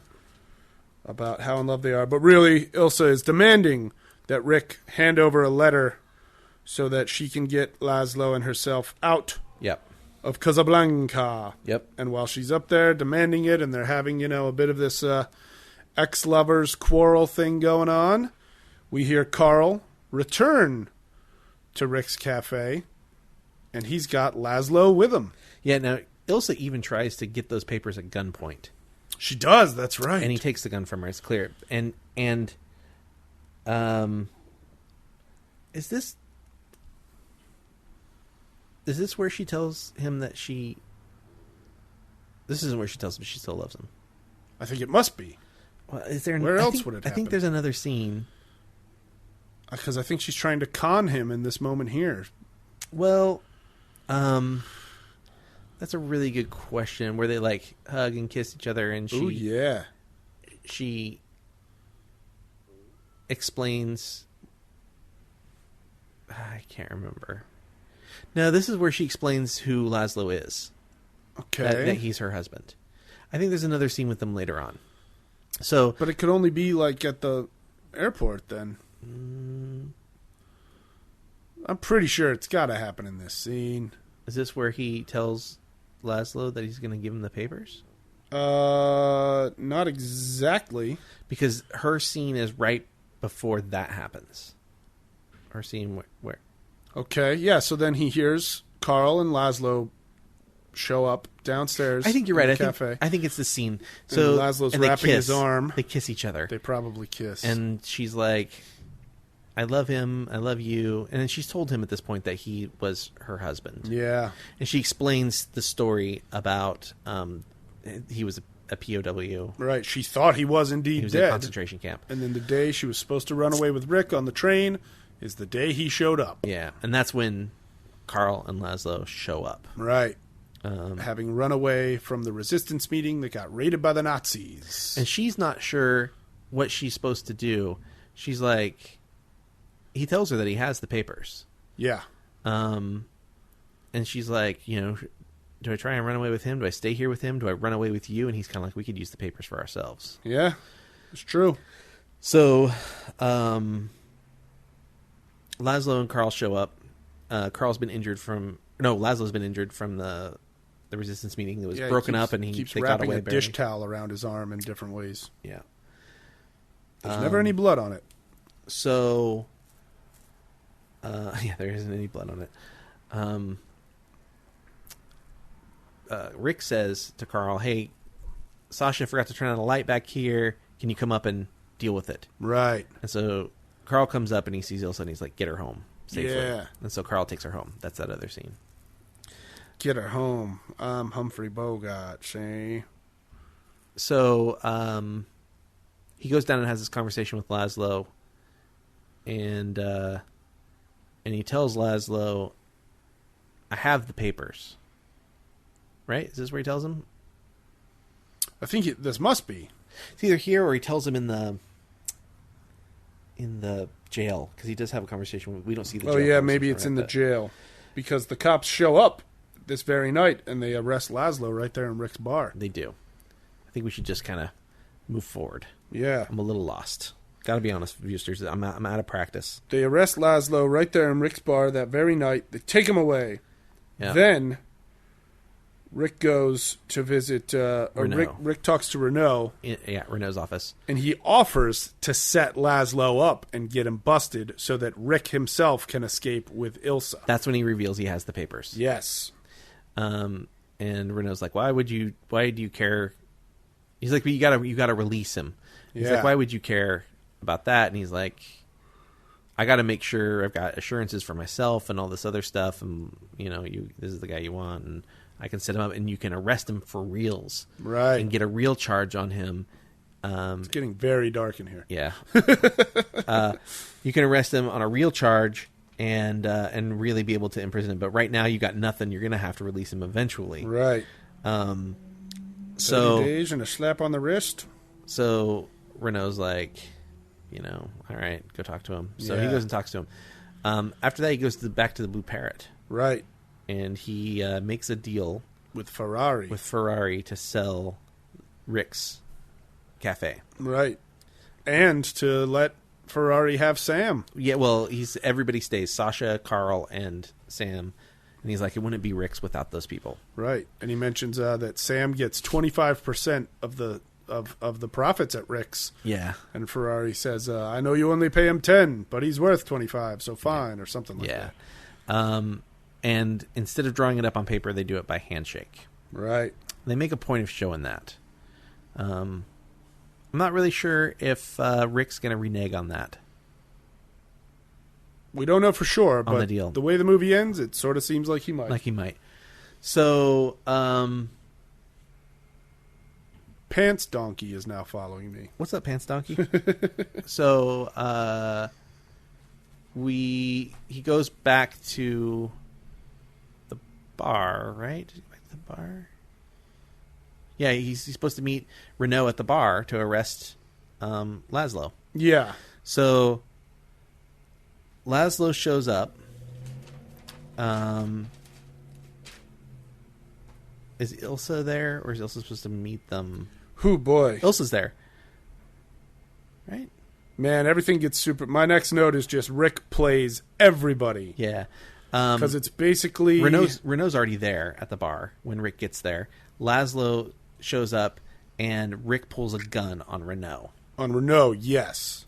Then he gets Laszlo and Ingrid and Ilsa to the airport. Yes. With Renault, still with a gun, quote unquote, on Renault. Gets them to the airport. Renault fakes a phone call and says to the airport, the papers, blah blah blah blah blah, at the airport. Right, but he's actually calling Strasse to say, bring the Nazis to the airport. The papers are going to be there. You can bust these fools. He says it, in code. He pretends he's talking to the tower. We need clearance because we have people with papers here at the airport. Right. So Rick gets them he gets Ilsa and Laszlo to the airport. He gets them on the plane. He's still got Renault at gunpoint. Well, he doesn't get him on the plane yet. He says, have your monkey take the bags to the... Have your monkey? Yeah, he says... He refers to Laszlo as the monkey? No, the Renault's... Renault's got a driver. Guys. Yeah. Renault's got a police officer driver. He says, have him take their bags up to the plane. You sign their names onto the letters so it looks legit. Oh, yeah. And I think Laszlo goes to get help with the bags. And Ilsa stays behind, and he has the conversation with Ilsa. That sounds and that's about when right. when she realizes that the names are... He's like, I'm not going with you. Right. You and Laszlo belong together. Problems of three people don't amount to a hill of beans in this crazy mixed up world and all that stuff. Yeah. And he's basically, he's saying goodbye. He's saying, look, this is how much I love you. I'm getting you and your actual husband out of here. Yeah. Because, you already broke my heart once. I'm not about to let it happen again. And Ilsa. He does the whole, we'll always have Paris. Here's looking at you, kid. Here's looking at you, kid. All that jazz. That was... So in the Paris scene is the first time he says it. He says it 3 or 4 times in the film. Yeah. It was improvised by Humphrey Bogart. Was it? It was. Now, it was also rumored that Ingrid Bergman played poker with the cast and crew on set. Oh, yeah? When they were in their downtimes waiting for stuff to happen. All right. And she was still learning English, and that Humphrey Bogart kind of added that into her poker playing. When you're seeing raises and whatnot. He's looking at you, kid. Or winning a hand. That's cute. Yeah. And when filming started, the script wasn't finished. So Ingrid Bergman didn't know who she was going to end up with at the end of the film. The studio, for most of the filming, told her to sort of play it in between. Play it as if you could end up with either of these people. Huh. And it worked. It worked really well for that to happen. I do agree. So in this airport scene, there's an airplane in the background, and there's people working on it. Did you notice anything weird about that? It's extremely foggy. It is foggy. And but that's just, What else is there to notice? There was that weird phone that was built into a weird little house. Well, that airplane. That airplane? Yeah, they weren't allowed to film at an airport after dark because it was wartime. Interesting. So they had to film some of the airplane stuff on a soundstage. So they use force perspective. Oh, yeah? And that airplane is a cardboard cutout. Really? And they used little people in flight crew outfits to be the crew out by the plane. I didn't notice this at all. That's wonderful. Yeah, isn't it great? That is great. And you don't notice it. Once you know it, and you go back and watch it, wow. you'll be like, oh, yeah, that is cardboard. That's funny. Yeah, but it looks really great. So Rick gets them on the plane. They go off together. The plane takes off just as Strasse gets there. In his pretty sweet roadster. Yeah. He's got a really nice roadster that he pulls up in. And he runs to use the phone. To tell people basically to shoot the plane out of the sky, I think. Yeah, and Rick is like, I wasn't afraid to shoot. Well, here's Renault, the thing. But I'm not afraid to shoot you. Rick says, that, and then Strasse turns and picks up the phone and starts to say words into it, and Rick still hasn't shot him. He gives him one more warning. Yeah. And then shoots him. The dude's a Nazi. And Strasse take him out. Well, Strasse takes out a gun and turns to shoot Rick as well. But Rick gets the drop on him, thankfully. Rick shot first. He did shoot first, and he should have shot as soon as Strasse turned and ran for the phone. He should have shot him in his Nazi back, as far as I'm concerned. I think. Yeah, I said it. I think his plan was to go to a concentration camp. Really? Which is why he made the arrangement with. They kind of address that. She's like, Ilsa sort of like alludes to this idea that like he's going to be captured. Yeah. And terrible things will happen to him. So I got the feeling that Rick's going to a concentration camp. He knows that that's what's going to happen. He's like, you don't need to worry about me. And that's why he set everything up for Sam and Carl and Sasha and gave the bar to Ferrari. So I don't think he ever had the intention to shoot Renault. He knew that he just needed to get them out, and that his deal was he was going to go to a concentration camp. So I think that's why he wasn't going to shoot Strasse. Yeah, okay. Because he shoots him, then he's in trouble. Real trouble. Real-ish trouble. That's not trying to survive in a concentration camp. That's going to get strung up in the town square. But fortunately, the only witness to that shooting was Renault. Captain Renault, the kind of creepy guy, but who's ultimately a good guy. So Renault,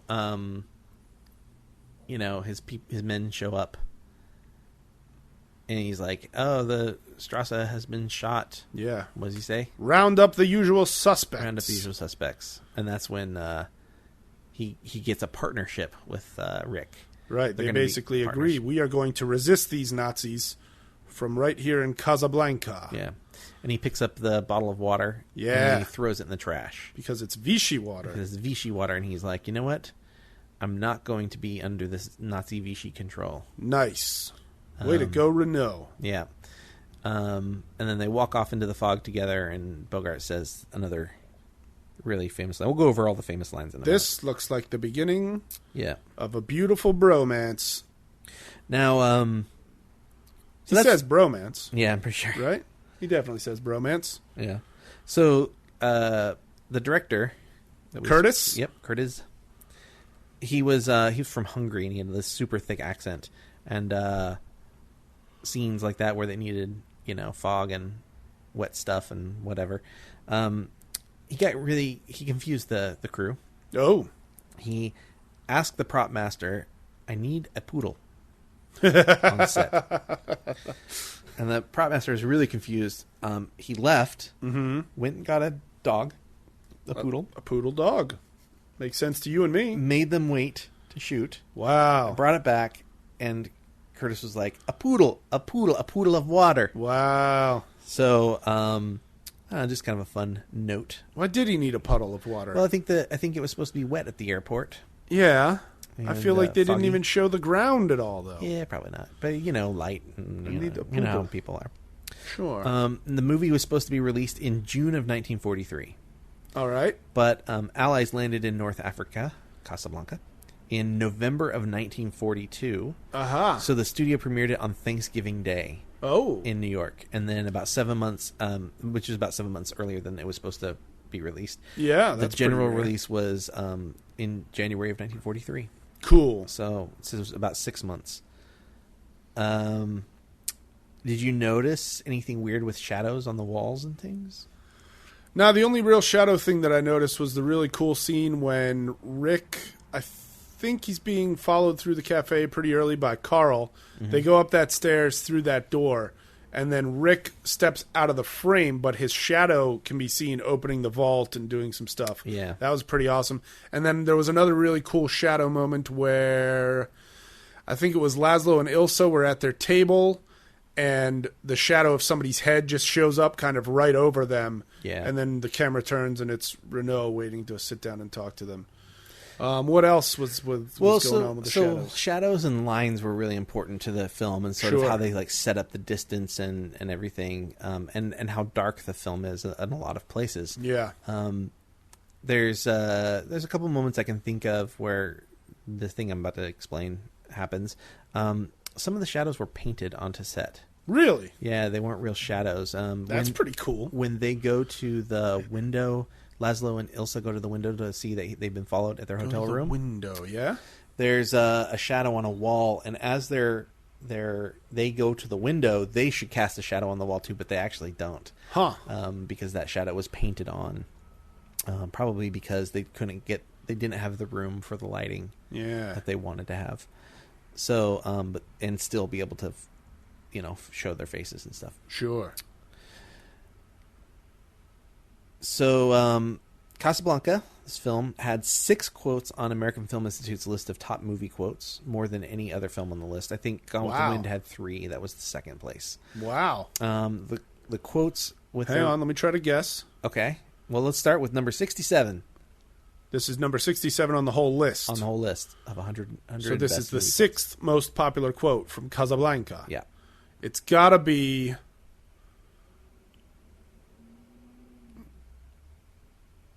number 67 of the Casablanca quote. Okay. That's got to be... Play it again, Sam. Play as time goes by. Or play it, Sam. Play as time goes by. Nope. That's number 28. That's number 28. All right. Then number 67 has got to be... here's looking at you, kid. That would be number 5, the highest ranked one. Then number 6. Okay, then I'm stumped. 67 is, of all the gin joints in all the towns and all the world, she walks into mine. How could I forget that one? We didn't even mention it the whole time. Oh, man. Number 43.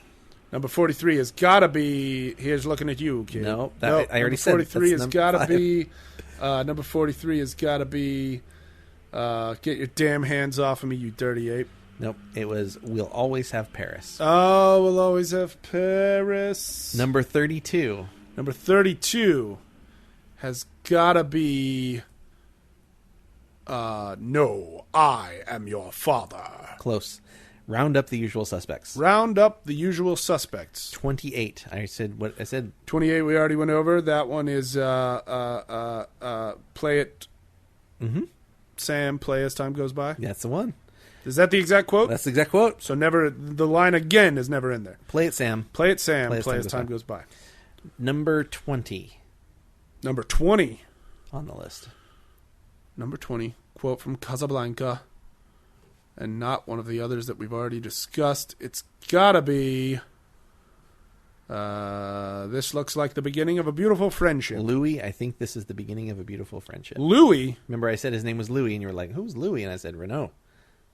It's Louis Renault. Louis, I think this... I always thought it was this looks like the beginning. So it's Louis, this is the beginning. I think this is the beginning of a beautiful friendship. I think this is the beginning of a beautiful friendship. And then number 5 was... we're going to need a bigger boat. Here's looking at you. Here's looking at you, Jaws. Yep. I do have one other factoid that is going to shock and appall you. Okay. Shock and appall you. They didn't have to kill an animal in this movie, did they? No. In the early 2000s. Early 2000s. Somebody wanted to remake this film. Of course they did. Do you know who that somebody is? Shocking and appalling? It's a horrific idea to me. Brett Ratner. No. I think somebody wanted to be an actress in this film. In the early 2000s, mm-hmm. Madonna. Madonna wanted to remake this film and play Ilsa. And then instead she remade, what was that? The Guy Ritchie one. She wanted to, but here's where it gets worse. She wanted Ashton Kutcher to play Rick. Ashton Kutcher as Rick, and Madonna as Ilsa. I told you, horrific and appalling. Horrific. I'm gonna go get the bucket while you're just stall for time. I'm shocked. Shocked and appalled? Look, Madonna, wonderful entertainer. She used to be. Pop songstress, wonderful humanitarian, I'm assuming. Ashton Kutcher, swell guy, has done some really great work in his career. Madonna and Ashton Kutcher in a remake of Casablanca is something that I simply don't want to see. Shocking and appalling. Wowzers. Horrific. All right. But, yeah, what was that?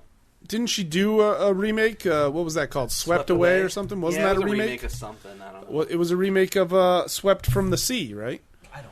What was that? The one where they make out on the beach. I know what you're talking about. I've never seen it. I don't want to watch it. Wave comes rolling in. All right. And we are living in a Swept Away remake, and I am a Swept Away girl. So you're potentially drawing... I mean, you're drawing for... you and a guest. Myself and a guest. Or possibly me. You want to come back next week? Look, if I can manage it, I want to. My point is I'm getting extremely busy, so I can't exactly guarantee it just All yet. right, well, let's see what you draw. I'm digging deep, dog. Hey, now that we're only doing one movie a week, what happens when you draw Hodorowski's Dune? Are we still doing the double feature? Yeah. On we that one? should. Yeah, we absolutely should. We've talked it up so much. Oh, my God. Pick one. I told you I'm digging deep. I want to really churn these titles up. All right, You got one. I got one. It is not. Let me see. Let me see it. It is not. Let me see it. Know then that it is the year 10-1-91 I don't know what you're talking about. on the planet Arrakis. Dune, Hodorowski's Dune. So you got to do the next one then. This is the ultimate Christmas gift. What? Related. Are you saying that the Christmas gift I got you was not? It's totally rad, but I'm saying the fact that I just pulled this out of the bucket is making my heart smile. It means you're supposed to do the next so episode. Intensely. It does, and it also means I'm supposed to finally pull the trigger on the fact that both of these movies have been in my Amazon cart for about a month now, and I just keep not quite buying them. But you want to know what else is in that cart? Not only do I have Hodorowski's Dune in my cart, I have Dune on DVD in my cart on Amazon.com. However, it's a 4-pack DVD. It's Dune combined with Flash Gordon and The Last Starfighter. Oh, wow. And I think maybe the kickoff episode of 1978, 79 Battlestar Galactica. Weird. And I'm just like, I saw that available, and I was like, how could I not buy that? Yes, I already own Flash Gordon. I need to own The Last Starfighter and Dune. Yeah. And sure, I'll go for some Galactica as well. I got Last Starfighter. I keep running into Richard Hatch, by the way. That's weird. So it's not that weird. So but it's very sexy. Hodorowski's Dune and Dune, Frank Herbert, 1984. So we're gonna have to find a way to watch those two movies and record next week. All right. Well, then I'm gonna pull the trigger on the Amazon purchase tonight. So you're actually we announced this new thing, and you're actually gonna be in the next. You're gonna be in the first three. I'm already breaking the rules. Yeah, that's all right. For this one, I think so we'll have this, and then you'll have one more episode, and then we'll get to our guest. Sounds good. Sound good? I'm so excited for you to watch this, dude. All right. Oh, I'm so excited. I've been jonesing to watch both of these movies. Yeah. And now I get to watch them with you. This is going to be great. I'm excited for you.